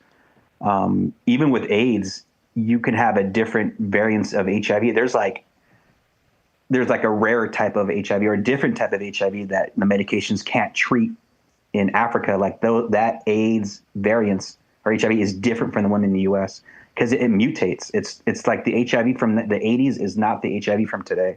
It's one of my conspiracy theories. Yeah. So, the aspects of HIV that make it unlike any other virus. I think the reason why it's the most prevalent in South Africa and Lesotho and all this stuff. I can't prove this. This is just I honestly think that the South Africans came up with that to try to get rid of the white South Africans during apartheid came up with that to try to get rid of the black population in South Africa. Who knows? He was supposedly back. Yeah. What was the average age of the women coming in with herpes? Oh, the 20s, 30s, Oh yeah. But a lot of the older women that would come in, it was totally normal to them because they've had it for years. That's the only thing. I was like, oh yeah, it's part of my, that kind of thing. It was just across the board, but it's just to say there's a lot of people that have HSV and HSV 1 and 2 in California, to say the least. What percent of attractive people do you think have herpes, men and women? I couldn't tell you. Okay. I'm just curious. I like to ask people that work in the field, so. I just, a lot of people, because I think a lot of people have it. Yeah. I can't say, I would say at least 2 out of 10 at least have it. Okay. I put it in that context. Cool. Okay. Doug MP. Seeing what's really going on. So thank you for calling in. We really appreciate it. No problem. Take care. Have a good one. Okay. Someone's got to. Nobody's, it's like, I haven't really heard any show. Like, 'cause I remember, I'm like, Kevin. I think that as women, especially when they smash past the wall, they would, if they meet a guy that crosses off enough of their boxes, they would deal with anything short of maybe the high five. Yeah. You know. Okay, Avery, I'm glad no one wants to do me. Wisdom for the HSV: take foods and herbs with cumin, quercetin, and resveratrol. I'm so sorry. Take lysine, which blocks arginine, which helps the virus replicate, and arginase canceled out the agitine. Don't ask me how I know this. Okay. This incel audience allegation. Sorry. Spread knowledge, not herpes. Yeah. Look, I just felt we'll talk about it. Agree. Okay.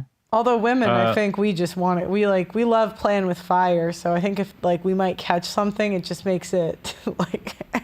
I asked one of the guys who had it. I'm like, your exes that were really into you, do you think they'd hook up with you even if you told them you had it? He's like, yup.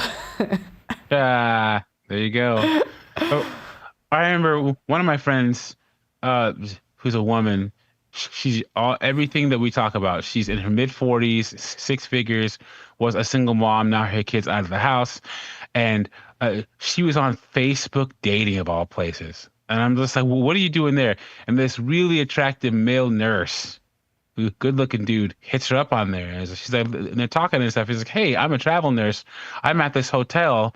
Why don't you come? There's a really nice restaurant in my hotel. Why don't you come here Friday night? And then you can stay the night, that night in my hotel room. And she's like, I can't believe he said that. And does that really work? I said, of course it works. He wouldn't have tried it if it didn't. He said, because my friend, you're stereotypical where she's alone, but she tries to say that she's happy alone, but we all know she's not. And it's like, all you women, you're going to break sometime. You're going to be like, okay, I'm here watching Scandal for the 10th time. This guy hit me up for a Friday night. What else am I doing? And this woman, I don't know who knows the last time she's actually been with a man. So, and a lot of the women like you're going to break sometime. So that guy probably sleeps with a whole bunch of women just like you. And that guy probably has something. So. Well. Anyway. Okay. Well, let's bring up 4, 5, 6, 7, 8.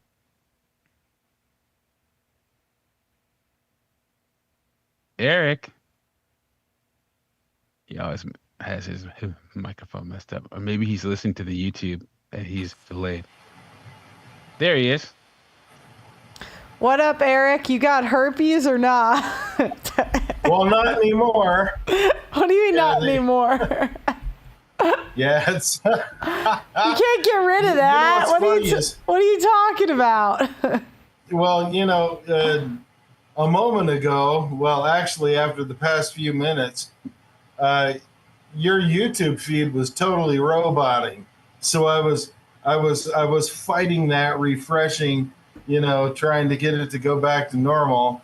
But I guess we're okay now, are we? Yeah, you're good. So, okay, well, the sun's going down, so there isn't a whole lot of lighting on my face, which is probably... Like 11 more people on the line, and we just crossed the 2-hour mark. Okay. So. Well, I'll be quick then. Yeah, back in 1982, I'm talking ancient history here. There was a girl who worked in a restaurant, right on the other side of the pier where I lived. With her, and about 10 days later, I had a sore on my noodle. I'm not sure what you can say on Facebook, but yeah, it was basically herpes, and that stuff would erupt like every 2 or 3 months, and then it just dropped out altogether. And I joined the military later, and it never showed up again, which I think was really strange. I guess it's an immune system thing. I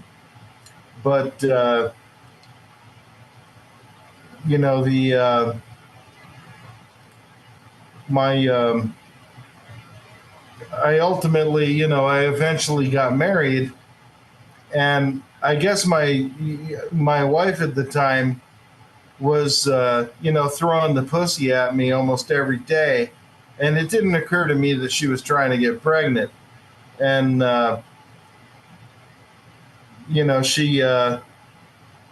she wound up getting a whole bunch of tests done.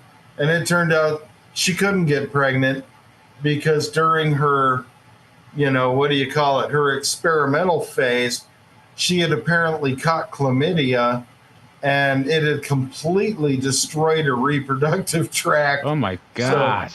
So her eggs weren't even making it down her fallopian tubes far enough to get fertilized. How long did she have chlamydia for? I'm not sure. I mean, I married her when she was 21. I'm guessing she was probably banging all the chads from like age 16 until then. Because she was a horny bitch, man, no doubt about it. I mean, she loved getting it on. Wow, so she was infertile by the time she got to 21. She must have had, because from what I understand, how long does chlamydia take to make you infertile? Did they not have drugs for it back then? Yeah, I don't know. I mean, okay. I never bothered to follow up on it, and and that's not why I divorced her. I mean, ultimately, after 14 years of marriage, I divorced her because she was so incredibly financially irresponsible. Before even before I got exposed to herpes back in 1982, one of the worst things that ever happened to me in terms of like communicable diseases was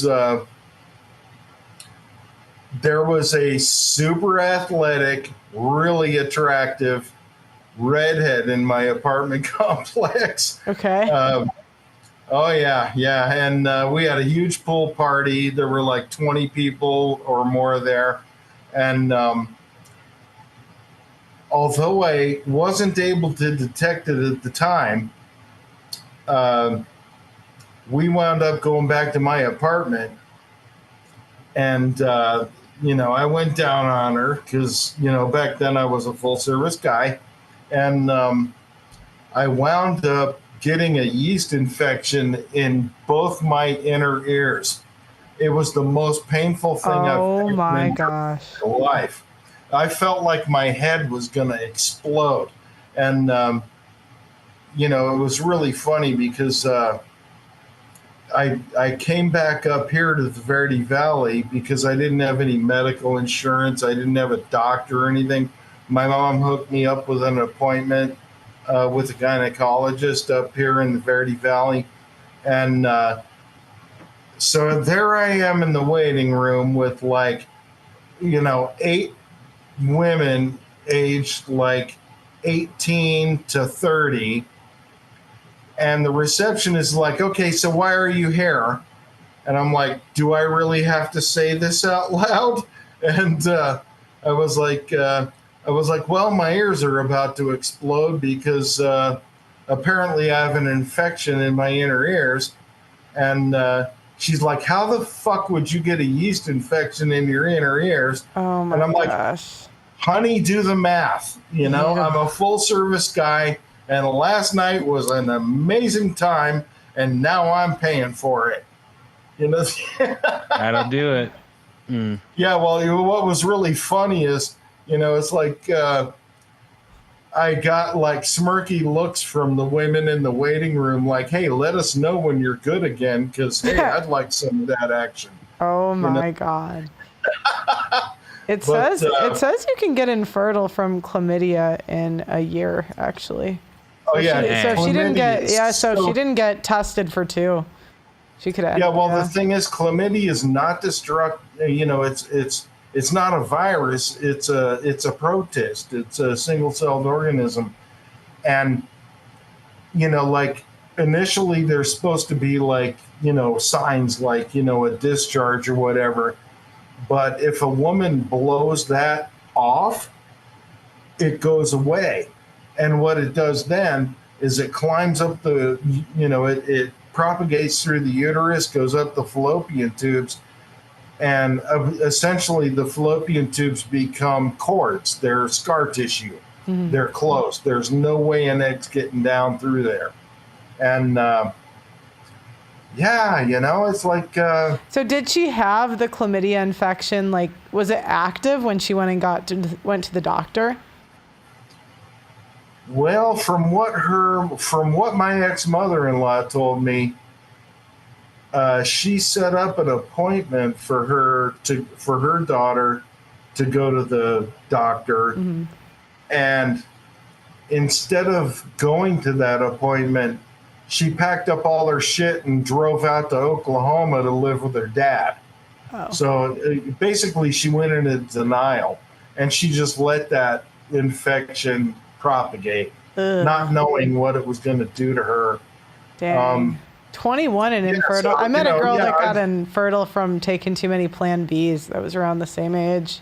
You remember her, Doug MPA, on the show? Yeah, she had the green makeup on her eyes. Yeah. That's so weird. Yeah, she was nice though. Yeah. Okay, Eric. Well, you can't. I don't think you can really judge people for the way microorganisms have their way with them, because they're invisible. You never know when you're going to pick something like that up. That's why you got to get regularly tested, though.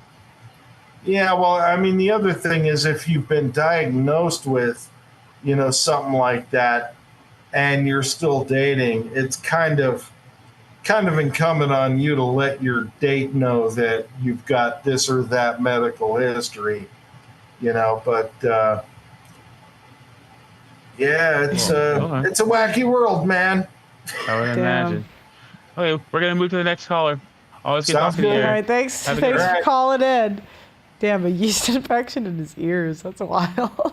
Yikes. Okay, we'll bring up. Damn, he was really up there. We're gonna bring up Will. Will's always a good call. Hey, Will, how you doing? Good. How are you guys? Good. What's up, Will? You got herpes or what? No, fortunately not. 2 quick points, but before we get to that, dude, how do you get a yeast infection in your ear? We're just gonna move on. We're gonna move on from that one. Okay, we're just gonna let that one go. Fair we're just enough. gonna let it. That's one of those where you don't know what's worse: the question having to be asked or the answer that you get. So we're just gonna move forward. Okay, well, I got 2 quick stories to support some earlier points. Okay. The first is about gay men. When I was in college, I was in a fraternity, and we had a chef who was like a 50-year-old gay guy. And this was in San Francisco, by the way, just to set the context. Of course it is. So we're sloshed one night, and we're like, my dude, level with me. How many men have you been with? And he pauses for a second, and he goes, somewhere between 3,000 and 5,000. And I was like, what? Bro, can you run the math? How does that work? And he explained to us that every weekend, Saturday and Sunday, for a period of like 1 or 2 decades, he would go to a bathhouse, and every night he would bang like 3 to 6 guys. And sure enough, we ran the math, and we're like, yeah, that's literally in the thousands. So I didn't say anything because I was trying to be polite, but in my brain, I'm like, that's how AIDS happens. Like, that's where that comes from. Just saying. And, and did he get it? I did not ask. Okay. Yeah, I know. Sometimes I'll hear stories from guys, and I'm like, there's no way you don't have something. I'm like, there's girls too, but it's like, okay, so what about, that's actually, if I ever had Bonnie Blue on, that's what I'd want to ask her about. Bitch, show me your test results. I don't believe you. Yeah, that's the thing. I'm not Bonnie Blue, but the other one. You know who I'm talking about. The 100 guys chick. Yeah. I think she was raw dogging them, wasn't she? I don't think so. They're like, I saw after footage, and there was like a bunch of condoms on the floor. Oh, thank God. Okay, because that I mean, you don't want to be like a human petri dish. That's not cool. I mean, you're that way either way. Yeah. So, did you know anyone with herpes? Yeah, I knew it. My other cousin, not cocaine cousin, but I have another cousin who's a stripper, and she has herpes. Okay. And how does she date? Does she tell the people or no? Yeah, she uses websites. There's like special websites for herpes people. Okay, so she's actually honest about it. Oh, good for her. Well, sometimes. I mean, she's in her 40s, but she's still kind of working the strip economy, and I don't think she tells those guys. In her 40s? Well, she's Asian, right? So she aged pretty well. Oh, okay, that'll do it. That'll do. Do you know anyone else with an STD or no? Or like, have you ever dated girls and they told you they had one? Actually, quick story about that. Okay. So I was living in Bay Area, and I was like early 30s. I'm 6 feet tall, pretty good with women. There is an absolute ocean of mid women out there who are totally cool with you raw dogging them.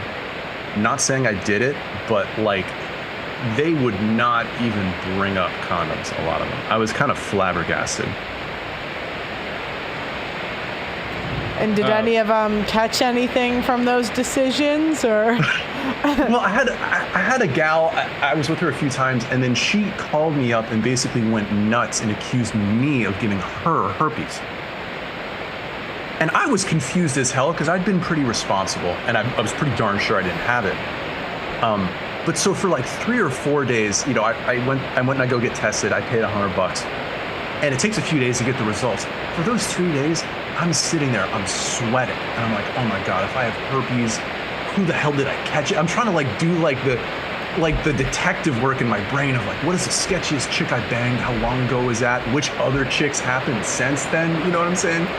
And so for 3 days, I was freaking out, only to have this chick call me back and then be like, oh, never mind, it wasn't herpes. And I'm like, oh, cool, thanks, appreciate it. Dang, so you like had a heart attack, basically.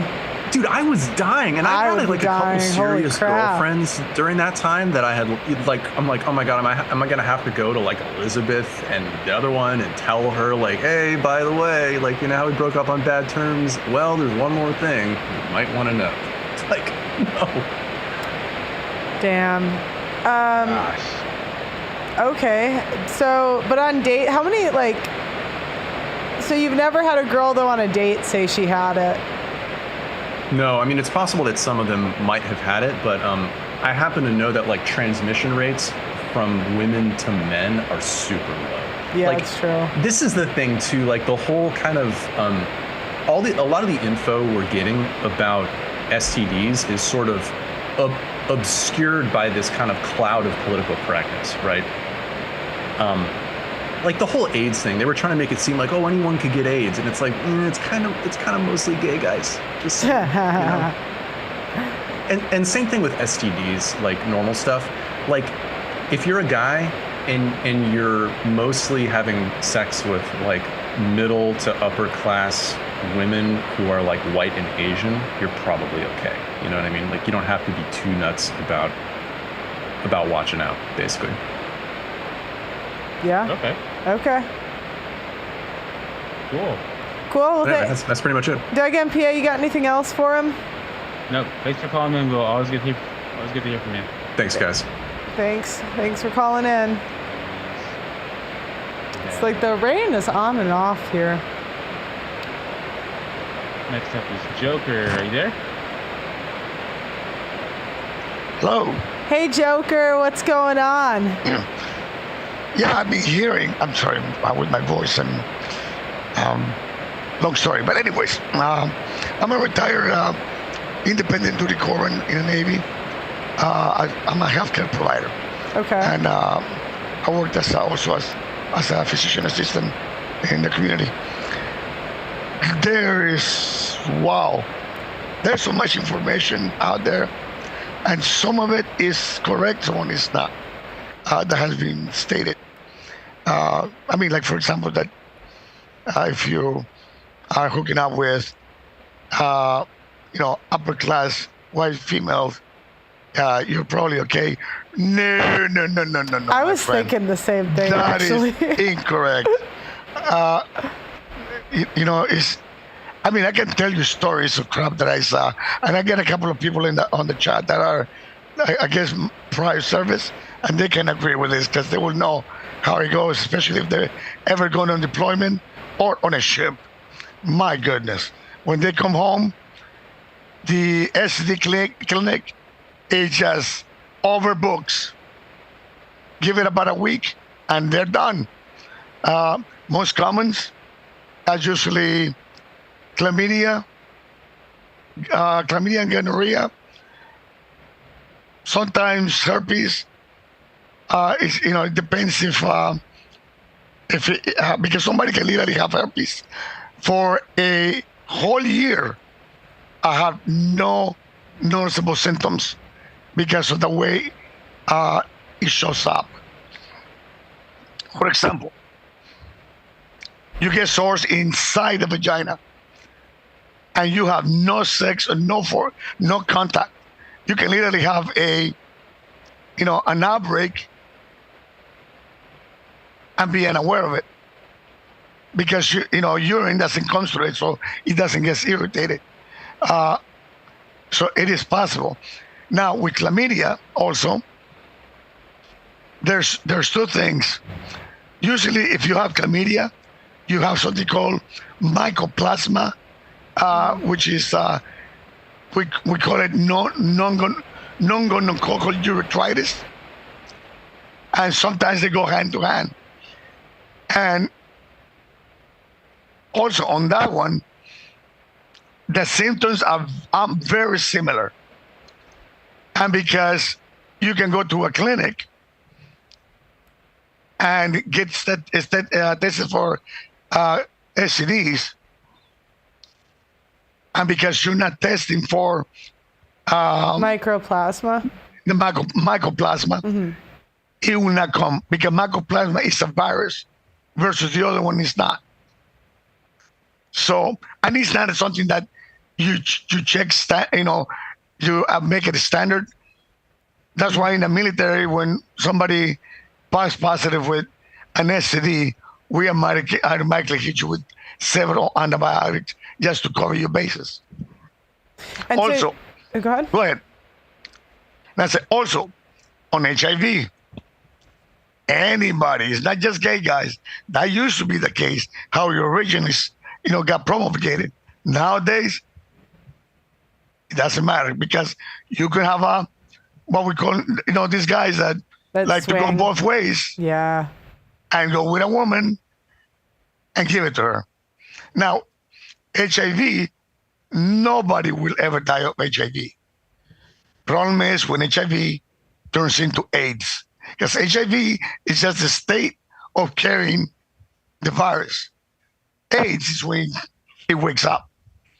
You can die. As a matter of fact, I have a personal story on that. My brother, who is gay, didn't want to listen to my advice, didn't want to take care, because he would go, another misconception that HIV is curable, so therefore it doesn't matter. No, it's not curable. You can take medications that blocks the promulgation of the virus to get it to a point that it's undetectable. But if you stop taking the medication, it comes back. And in some countries, that treatment is so expensive. That's why people die of AIDS a lot in Africa. That's unfortunately a sad truth. But in my case, my brother, he wouldn't stop having unprotected sex. And last year, gave me a call crying because he developed into AIDS. And last night he called me that he wants to see me because he's very sick because of it. Because AIDS, what it does, is shuts off your immune system. So anything, including a bad cold, can kill you. How old is he? And did you say he's gay? Yes. He's gay. Okay. I believe, I'm not, I'm completely, I don't approve of it. But he's my brother. Tried to give him advice. I mean, doesn't matter. I wasn't going to be able to. How old is he? Talk him off of him. I was just he's wondering 58. Well, so he actually made it pretty old without getting it, right? Yeah, he's 58. Yeah, and he's got a bad case of hepatitis, and because he has no immune system, it's become complicated. and he's in the hospital. So, yeah, you can die from it. Okay. And so you said you worked at an STD clinic in the military? No. Is that right? In the military, you have doctors, physician assistants, independent duty corpsmen, nurses, and then corpsmen. In the Navy, our training is above a nurse practitioner, and we're just below a PA.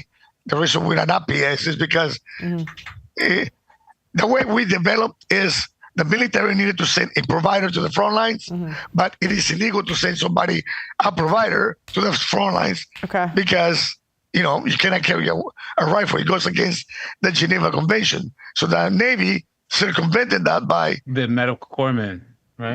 By sending, a corpsman is no longer a non-combatant. Now you consider a combatant. Okay. So what they've done is they send a senior corpsman to medical school. Did you then right before you graduate, they pull you. I don't. That's okay. I don't need all the details. I just want. But anyways, I'm a healthcare provider. Yeah. So that's quite a lot of them. So did you say you got herpes?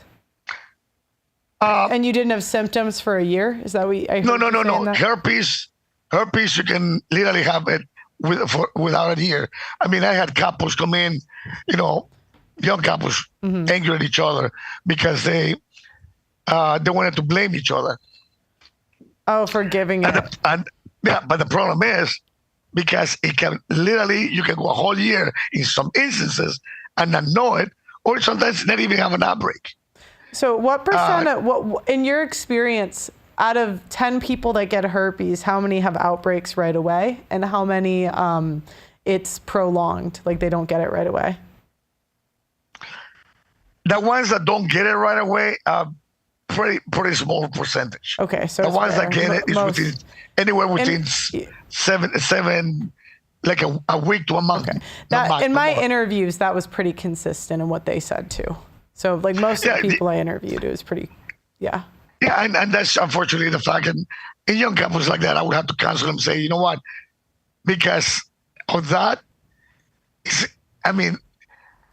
kind of because the girl was her first boyfriend, but the boyfriend was really pissed because he thought he gave her, and I talked to her and one-on-one, and she was pretty straightforward, and he could have got it from the girlfriend that probably she had many guys give it to him, not have symptoms for a year, and then give it to her, and then boom, she has an outbreak. Dang. So in those cases, you gotta kind of be a little cautious because you don't want to put blame because it can happen, unfortunately. Also, here's the thing: 90% of the population has HSV1. It used to be considered an STD. It no longer. Now, you can have a really bad case of one and go down on a woman, and guess what? And then it goes genital. Because now you have those really bad open sores, which people think it's just a cold sore. No such thing as a cold sore.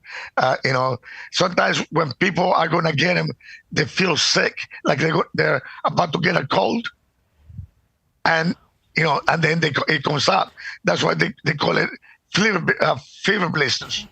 So if a guy or a girl are dating and they know they're going to be sexually active, are there any ways to really prevent, other than obviously wear a condom, but is there anything further people can do in your perspective?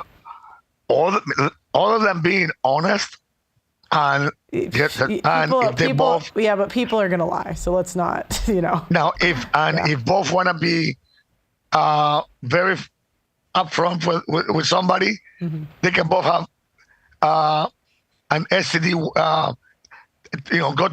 Go get it tested. But people aren't going to do that. So, I'm just saying, realistically, the people have to respect themselves, though. I personally, if I don't know the person, I won't do it. And if it's somebody that is questionable, I would say, look, I'll go get a test, you'll go get a Look, test. I understand, but I'm saying pragmatically what's going on now is people are hooking up first to third date. Right now they're not. So no but holds I'm just asking if there's things they should look for when they're hooking up, or if they see a certain something they should stop. Yes, okay. If there's showering after, does that help? Like, what are your? Do you have any just working in healthcare? Really not. But what can help is, if you are, because I always say, you know what? I'm sorry, but if you can't put it in your mouth, you shouldn't put it in your genitals, and pretend like you're gonna go down. And if there's a really funky smell, maybe you should not do it. Okay. Other than that, because there's two things. Like, for example, the trichomonas. That can give you a really foul smell. Okay. Bacterial vaginosis can also give you a horrible smell. But the one for trichomonas, my God, that, is pretty foul. Okay. Horrible foul. Okay. So, and if you see a whitish, thick discharge, you might want to, you might want to kind of maybe put on a condom. Okay. White, thick discharge. Okay. If it's that's helpful. Clear, frothy, kind of like clear, but it's got bubbles in it, you might want to put a condom. Okay. Okay. Because that's usually that's good best practices. Go ahead. Because that's usually what trichomonas looks like. And when you have trichomonas, you could also have chlamydia, which is in a percentage of women have no symptoms. Yeah. Don't ask me why. The most also, when I've pulled, chlamydia is the most common one I've gotten back that people have gotten when I've pulled. But yeah, go ahead. And chlamydia, chlamydia can also. Oh, I'm sorry. When you have chlamydia, you should always take the mycoplasma infection because it's a virus. Because they tend to go hand to hand. It's just the way it is. Got it. Okay. There's other things that you have to worry about. For example, nobody's talked about something called molluscum contagiosum. A what? And molluscum contagiosum. Okay. Okay. I'll type it in the chat. It's called, let me see, molluscum. You can just look for molluscum. Okay. It's kind of like when you talk about shellfish. You talk kind of like some of them are molluscum or mollusk. It's kind of molluscum contagiosum, and those are like this little outbreak. They're like this pearly outbreak with a hollow center. Almost like a. You don't have to look at it, and when you get it, man, you'll know it because if you scratch it, it bleeds a lot, and wherever that blood goes, new ones come out within a couple of days. So best thing is not to touch it. Go see a doctor if it gets really bad. I googled that one. That is disgusting. You looked at it? Yeah. Oh yeah. And I had it once, and I tell you.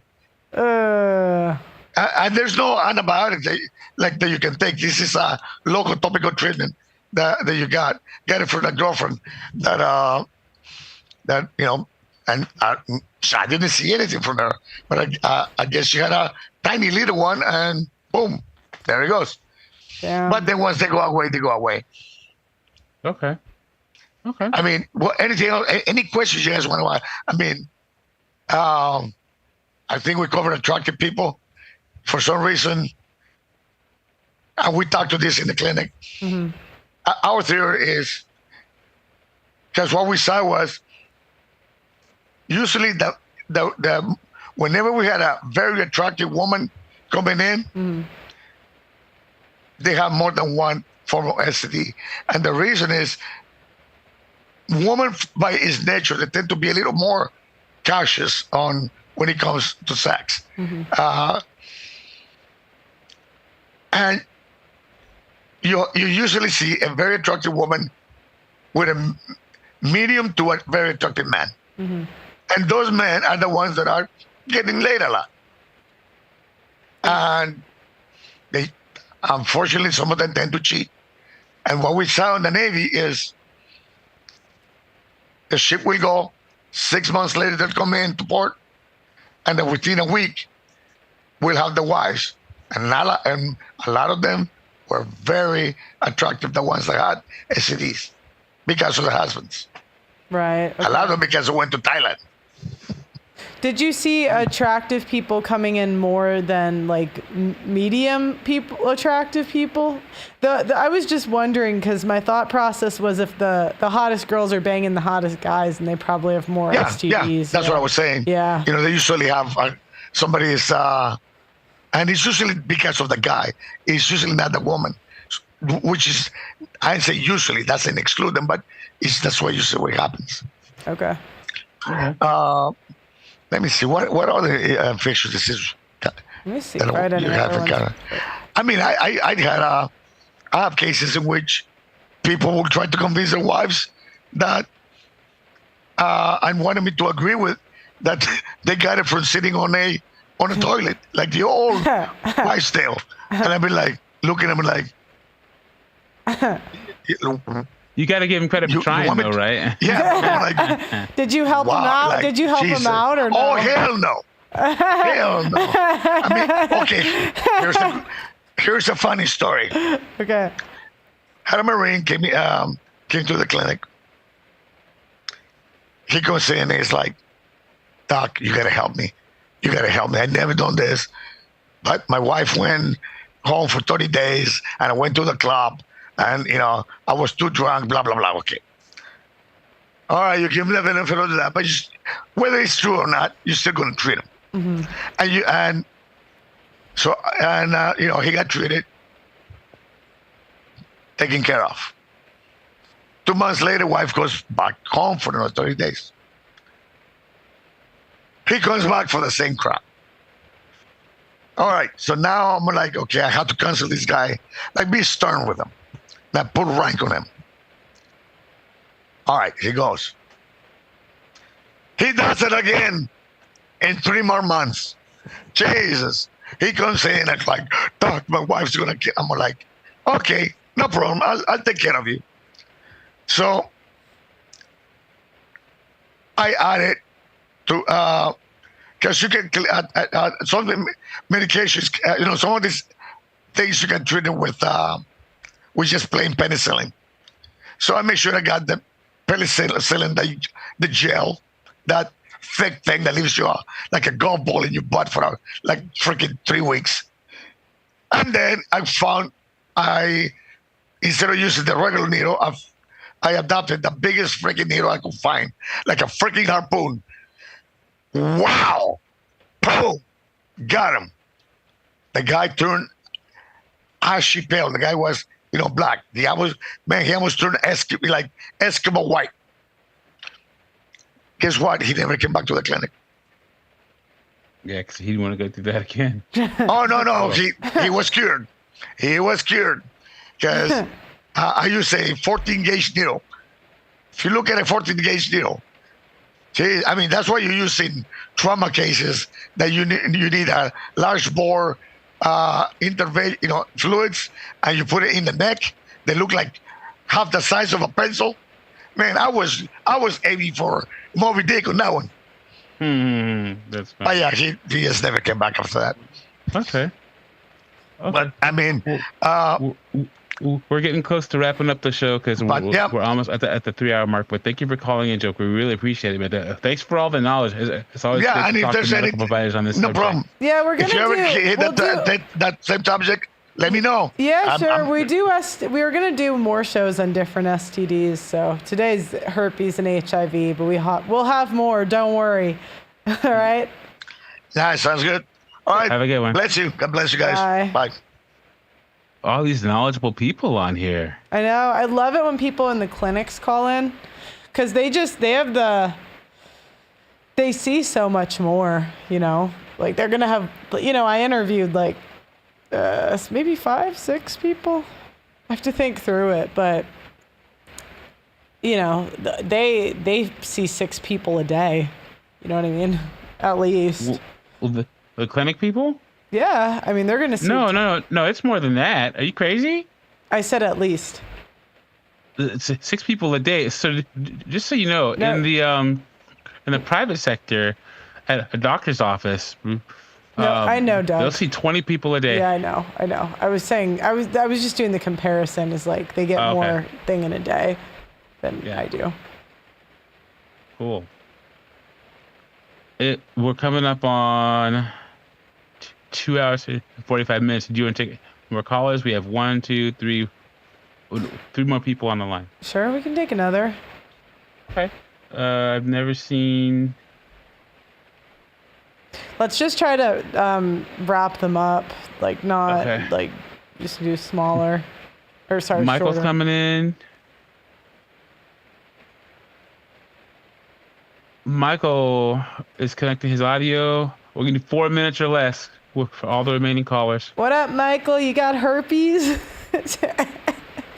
His audio is connecting to audio.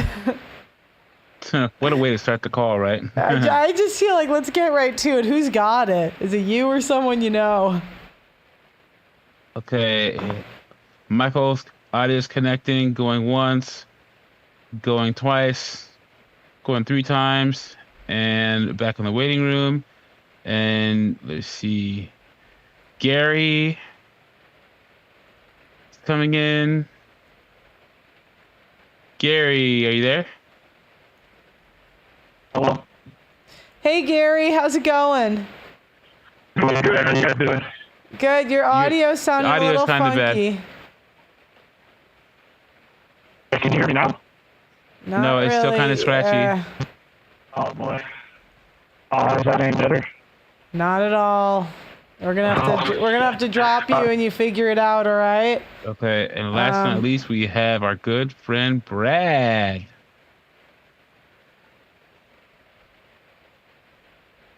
Hey, Brad, how you doing, buddy? Hey, nice to talk to you guys again. How's it going, Brad? Do you got the gift Not that too keeps bad. on giving, or?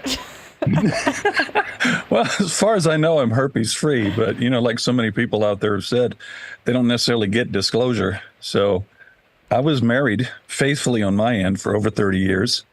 And I didn't find out until we were a couple of years into the marriage and we were expecting our first child that when she went to the OBGYN, they put her on a high-risk pregnancy rating. And what the heck is that all about? Well, apparently they're under no need or no push to disclose even to a husband that there's, you know, potentially something, an STD or something going on down there. So apparently she had one of the forms of HPV, and it was noticeable to the doctors. So she had something called cervical dysplasia, which I had no idea what that was about, and nobody was forthcoming as far as information, as far as what that is. But it's the other viral thing that's HPV as opposed to the HSV 1 or 2, and it results in warts and sores and some things like that, which, you know, can make you susceptible to some of the other things. So that was one area. Okay. Then the other thing was further along into the marriage, around our 25th anniversary, she carried on a secret affair with a guy where she managed, in spite of still having 2 kids living at home, to arrange to go grocery shopping and shopping in town and be gone for 4 hours and hook up with a guy on the other end of town, and was carrying on a secret affair that none of us in the family had a clue about for almost 2 years. And when I finally caught them in the act, I said, you know, I just realized you weren't using any protection, were you? I mean, who knows what this guy you're with? I mean, you just assume. he's free and clear, but you know, who knows what he's got? You need, before we get back into bed ever again, because we were talking about reconciling. Not that I wanted to simp, but we had 25 years invested in it and 4 kids behind us, and you know, I was willing to, you know, still give it a shot if she was. So yeah, it never occurred to her. It was like the light bulb went. You could literally see the light bulb light up over her head, like in a cartoon. It was like, oh yeah, okay, oh yeah. So she then went into the doctor to get tests run, you know, and up until that time, it was like, you know, hands and everything else off, because who knows what I was subjected to. So I may or did she come back? Did she come back clean or no?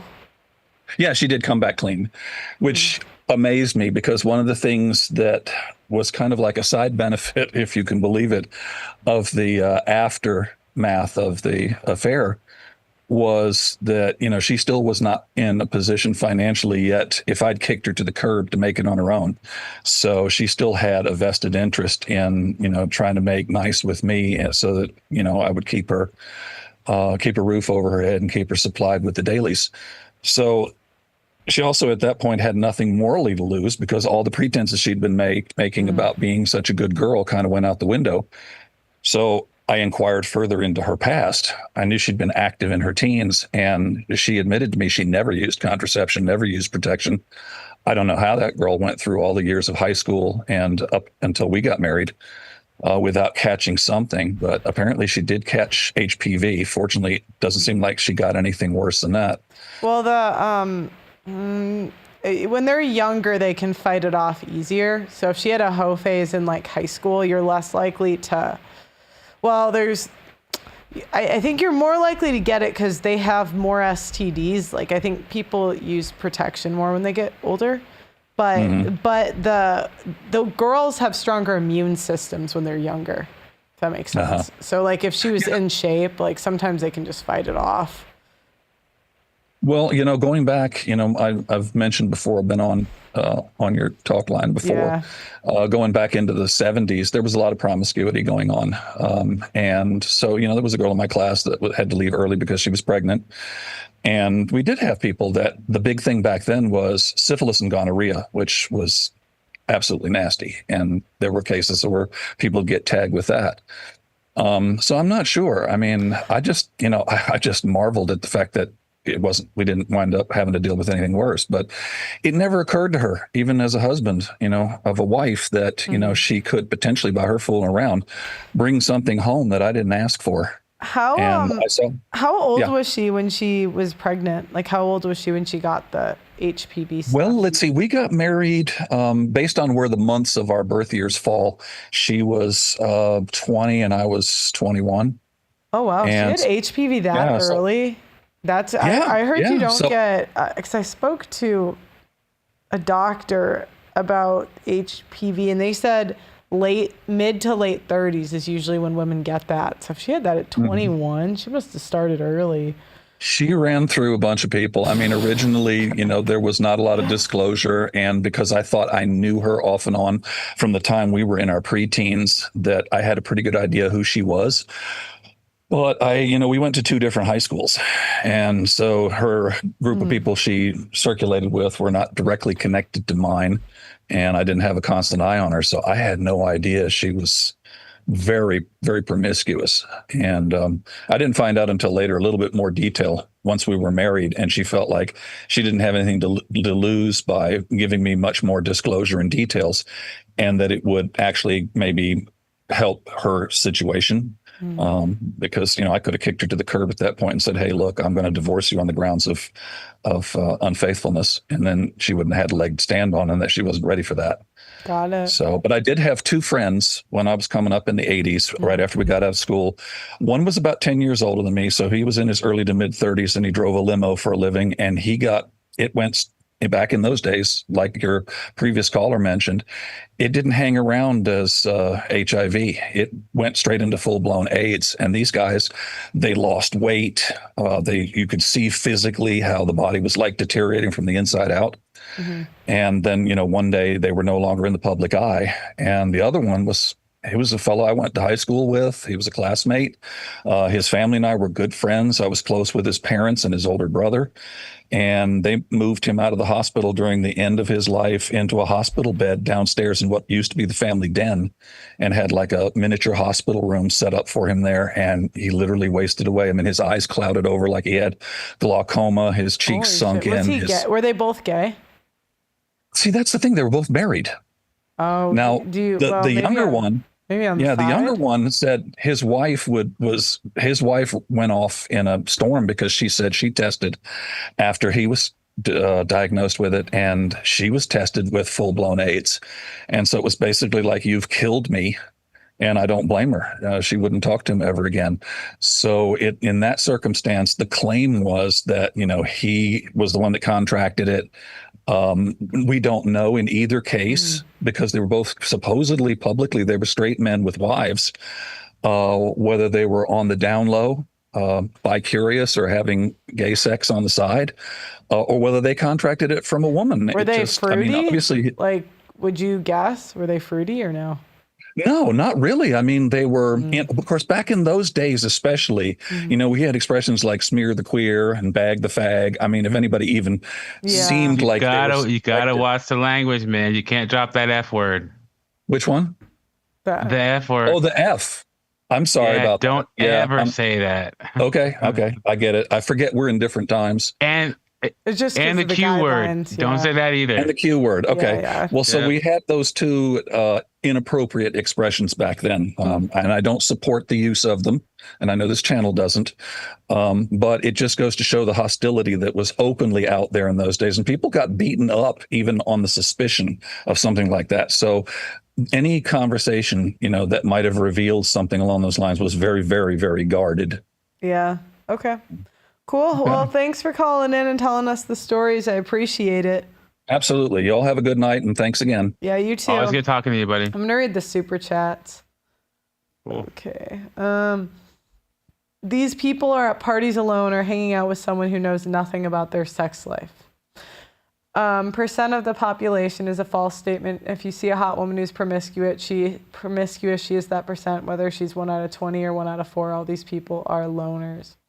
Oh, actually, when you were talking about the bi guys, I don't know if I told you this story before. When I was single, I was on a dating app, and I matched with a guy at my gym, but I just unmatched him because I don't know. I looked closer at the profile and him in person. I just changed my mind. I was like, no. And anyways, long story short, I was working out at the gym, and someone I never talked to him in person. We just matched on the app for a day, unmatched, that was it. And I'd never spoken to him in person, but someone I knew introduced me to him a different day. And they're like, oh, and that's his boyfriend. And I was like, oh my God, that's how women get AIDS. It was like, oh my God.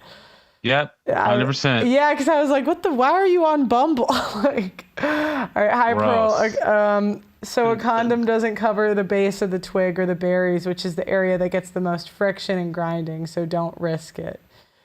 Well, everyone's got to risk it to some extent if you're going to be celibate forever. You don't know. That's the thing. I know a lot of women disqualify bisexual men as they should, but a lot of guys go, I wouldn't care if my girl's bi. I'm not down for that either, man. No. Anyone that has that weird kind of sexuality, confusion, fluid crap, no thanks. Nope. Sorry. Avery, I'm glad no one wants to do me. Wisdom King. For HSV, oh, wait, I read that already. Is there any more callers? We have Alex is the last caller. Okay. Is that the guy that had the audio issues? No, that's Gary. You would try bringing him up after Alex? We can, but let's just keep it short. Okay. Alex is coming up. It says joining.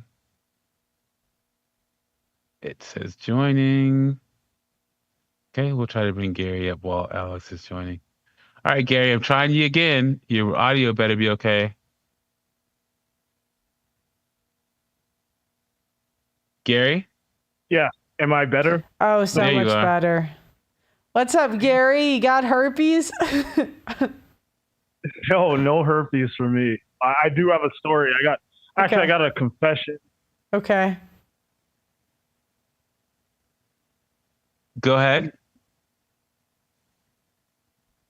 Hello? Someone killed him. I'm kidding. What's the confession? Well, I'm hearing the stream. Because you have YouTube open in the background somewhere. Okay, I got it. Sorry about that. So, yeah, basically, I do not have herpes as far as I know. My confession, though, is that listening to this stream, it did give me, I did a lot of Googling while the stream was going on. And, I am a bit concerned. I'm probably going to get myself tested this week because apparently you could have herpes and be asymptomatic. So, I mean, I've never had an outbreak, but I also, do not routinely get tested. And I do routinely hook up. And I actually wanted to, I guess I'm going to snitch a little bit too, because when I hear people talk about their condom use and that kind of stuff, it makes me question if they're even getting laid because I don't think people are using condoms. In my experience, most people are not. And in fact, the last time I could even remember myself suggesting using a condom, the woman in question, she took it as an offense. And the time before that, it was kind of the same deal that me suggesting it or pulling it out was kind of I just brought into the conversation the idea of STDs when really especially if you're going to sleep together after just a short period of time, it's kind of well, you're vibing and everything's good. So we like each other. Mm-hmm. It's almost awkward and it's treated that way. Yeah. Nobody's that's why the guy was saying to get tested first. I'm nobody's going to do that. They're just not. No. Yeah.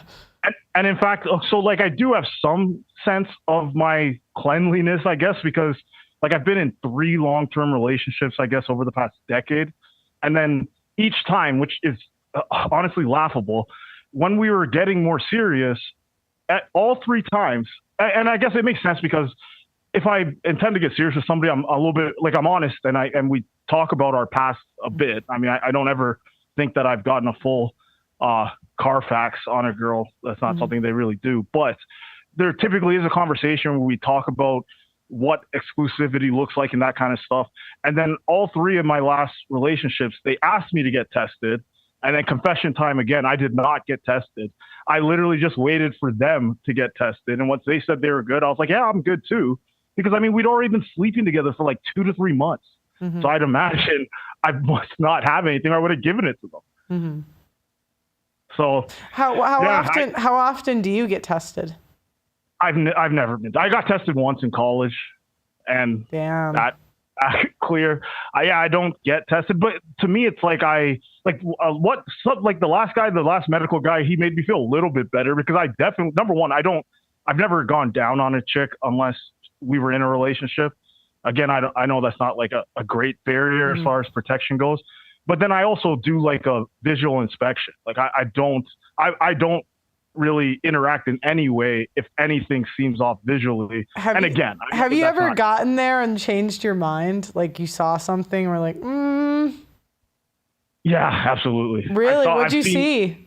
I've seen something questionable on the thigh. And I actually, when you talk about herpes, so I got 2 quick stories.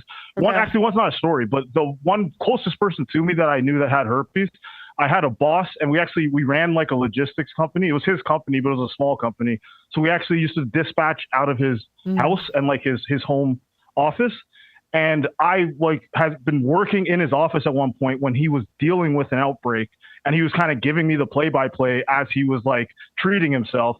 And he was specifically, it was very much centered on his thighs. So that made me aware that, I didn't even know that. I thought genital herpes makes me think it's on your genitals, right? Yeah. His were not on his junk. It was on his thigh. So at one point I was getting with a chick, and then, I saw something questionable on her thigh, and I just made an excuse and got out of there. What was the excuse you made? Flu. I said I didn't feel good, which was true, actually. Yeah.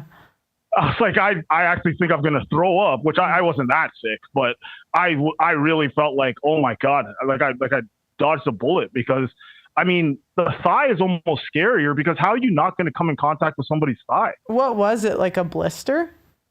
I never got close enough to really be able to tell, but it looked just red and agitated. Honestly, it could have been a bad bug bite, but from as far as I was sitting, Oh, you I mean, just you weren't testing it. You were like, No, I'm not going to find out today.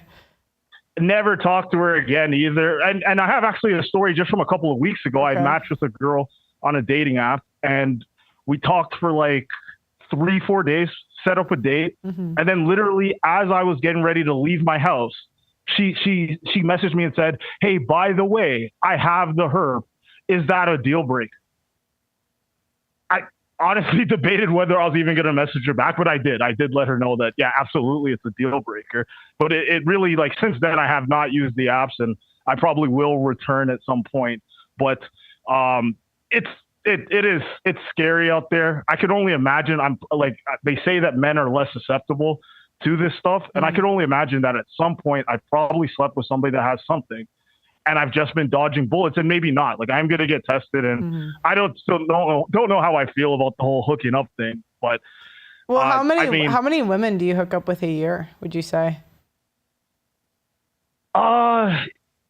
It obviously depends on the year. Not a crazy amount, like, because I honestly, so again, confession time. Part of the reason I almost cannot use condoms is because, just like, I guess, the combination of hookup culture and corn, like, I can't get stimulated enough to even finish when I don't have the condom on, or sorry, when I do have the condom on. And then I again, that actually, and I think I've talked to other guys that have this problem, but I never hear it talked about in red pill spaces, is that if you use a condom and then you can't finish, girls take offense to that too. It's almost like you're inadvertently calling them ugly. And it's like, why can't you finish? And what's wrong with me? And they literally will, like, start having kind of existential crisis type of thing. And like, all of a sudden now you have to, like, reassure them that they're beautiful, they're desirable, and all this different stuff. When it's like, to me, it's just simpler to just take the condom off. And honestly, I really only hook up when I just feel like I'm kind of been dry for a while. So going back to your original question, last year, actually, I had a girlfriend for half of the year. And then when I was single, I probably hooked up with like 6 or 7 chicks. Okay. Well, it's not like you're so that's in a year, 7 or 8. Well, that's not like I've heard worse. So. Yeah, no, I'm not. I'm not. I'm not Chad or Tyrone. Yeah. And but that to me, though, it actually is more telling because. Well, it's also how many times did you hook up with them? Because, like, we said earlier, like, if someone has something and you hook up with them once, you're not really that likely to get it. So right. If it's and it's also too when they got infected, because if they were just infected, they're more likely to spread it. But if the girl caught it like 5 years ago, it's not really that likely that she'll spread it. Allegedly, according to what I've read. You know, I'm not a doctor. Pearl, you're making me feel better about this, which is not a good thing. I'm just going to keep doing more risky stuff. Well, but I mean, I hope you're right. Well, I mean, I hope you know that if you do get it, a lot of the guys just lie and keep having sex. So. See, and that was the last point, and I'll finish here, is that what I was thinking is that, like, I have, again, as a guy, we don't care about how attractive our friends are. So I have friends that are very successful with women, much more successful than me. And I have friends that that they struggle really bad. So based on outcomes, I'd imagine that I'm probably somewhere in the top 25. And again, that's just based on how women judge us superficially on an app. Right. Like, I don't imagine I'm just better than this many people, but my results are probably in the top 25. I know guys that are probably in the top 5 or maybe even, like, let's say top 5, because it's hard to know who's in the top 1%. That's probably like athletes and rappers and stuff like that. None of my friends are people like that. And do you know of any of them having STD scares? But it's also tough because people don't. Not even scares. 100%. My biggest player friends have basically all been burnt before. Really? Every single one of them. Yeah. And they've been lucky enough to not get herpes, as far as I know, or they might not have told me. But they've almost all gotten chlamydia. Yeah, that's the common one. Gonorrhea, which I guess they don't necessarily get symptoms from. Yeah, chlamydia, gonorrhea, no symptoms for most people, but those two, they call it, right? Those two aren't bad, is what I've heard. Is like you take an antibiotic and it's done. It's not like herpes or HIV, which kills you.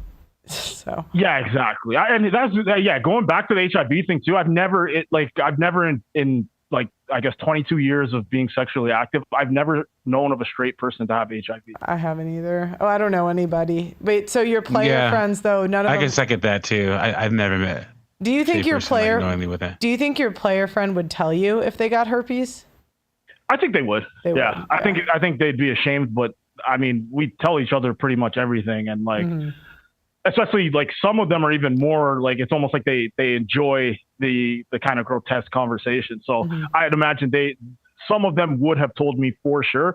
I question if others would have also be as honest in that case with the herpes. Do they wear condoms, the player friends? Or no. Oh, no. Okay. No. And again, girls don't like it. I mean, and honestly, I think my like the player guys, if you get a girl to like you enough in a short period of time, then I think that you'd probably also get her to be okay with the condoms. But that's kind of why I referenced them in the first place. Because to me, I know I'm not like that top 5% guy. So like I know that I'm actually risking messing up the whole encounter by trying to push the condom. Because it's almost like a lot of times I can see the level of attraction that I have going on. It's almost like I've passed the barrier of yes, they will sleep with me. Yeah. But if I do something to make this situation weird, it could all go away. So I know. Imagine asking for an STD tab. Like that is not going to happen. Like, come on. No, you're offending them. You're telling her she's dirty, or like something made you think like, that her puss is dirty. They're not. So I forgot one of the callers said that. I'm like, yeah, good luck. Like, come on. Yeah, I'm just gonna have like a mini test kit by the bed, a little consent form right by the candle. Yeah, I know. But yeah, I just wanted to mention that because it is always odd to me that when the condom conversation comes up, because again, I don't imagine that all these guys who are either like the red pill content producers or the people that you see interacting like in call-in shows, that they're all top 1%, because I just don't think the average guy can whip out a condom and not mess up the whole situation. Yeah. I don't know. I don't sleep with women. Doug MPA, do you have thoughts on that with women and condoms? They say there are major cities like Atlanta, Baltimore, where the women will take offense if you try to whip out one. In my opinion, condoms, just use them, especially on the first couple of days, man. Like especially if you're banging a girl on the first night, you gotta have one, man. Come on now. Well, you see, the problem is, Doug, is like I said, is that I typically only kind of dip my foot back in the dating pool when I'm like trying to like bust a slump or like so it's like for me to just be like adding in layers of protection, it's also like I'm wasting more of my time just trying to like clear the pipes, you know? Well, you know, you could get the gift that keeps on giving. No, you're right. No, this show, honestly, it's made me really consider either just taking the hit and putting in the extra time that it would take to have condoms be a thing, or just like not care as much about hooking up, because it is a minefield out there. Even like I live in, should we say what city we live in? Does it matter? If you want, yeah, go ahead. Yeah, so I live in Phoenix. I was originally from Canada, and I moved here when I was 21. So I was just old enough to go out and drink and go to the bars and stuff like that. And like the first couple of months that I lived here, I had like picked up a chick for the first time and went back to her place. And this girl was like maybe just slightly above average looking. I think most people, if they saw her, they would probably assume this is the kind of girl that is not promiscuous. She was, long story short. And then after we hooked up, like I kind of expressed to her that like I'm surprised that things progressed as quickly as they did. And then she proceeded to tell me about one of her friends who she showed me as well, who did absolutely, like, she looked like a librarian. She actually was a librarian. She looked like the kind of girl that you would probably have to date for months before she gave it up. And this girl told me that this girl not only had herpes, but she did not tell guys unless they asked. Yeah, that's one of the guys I interviewed. That's what he said. He said, if they don't care, then why do I? He said, these girls, they don't want to wear condoms. They don't ask me if they don't care about their health. I don't either. So yeah. And honestly, and that's how a lot of them view it. They're like, yeah, I mean, they didn't ask. And honestly, maybe that happened for a reason, because for the first few years that I lived in America, I was a condom all the time guy, because that story, like, it.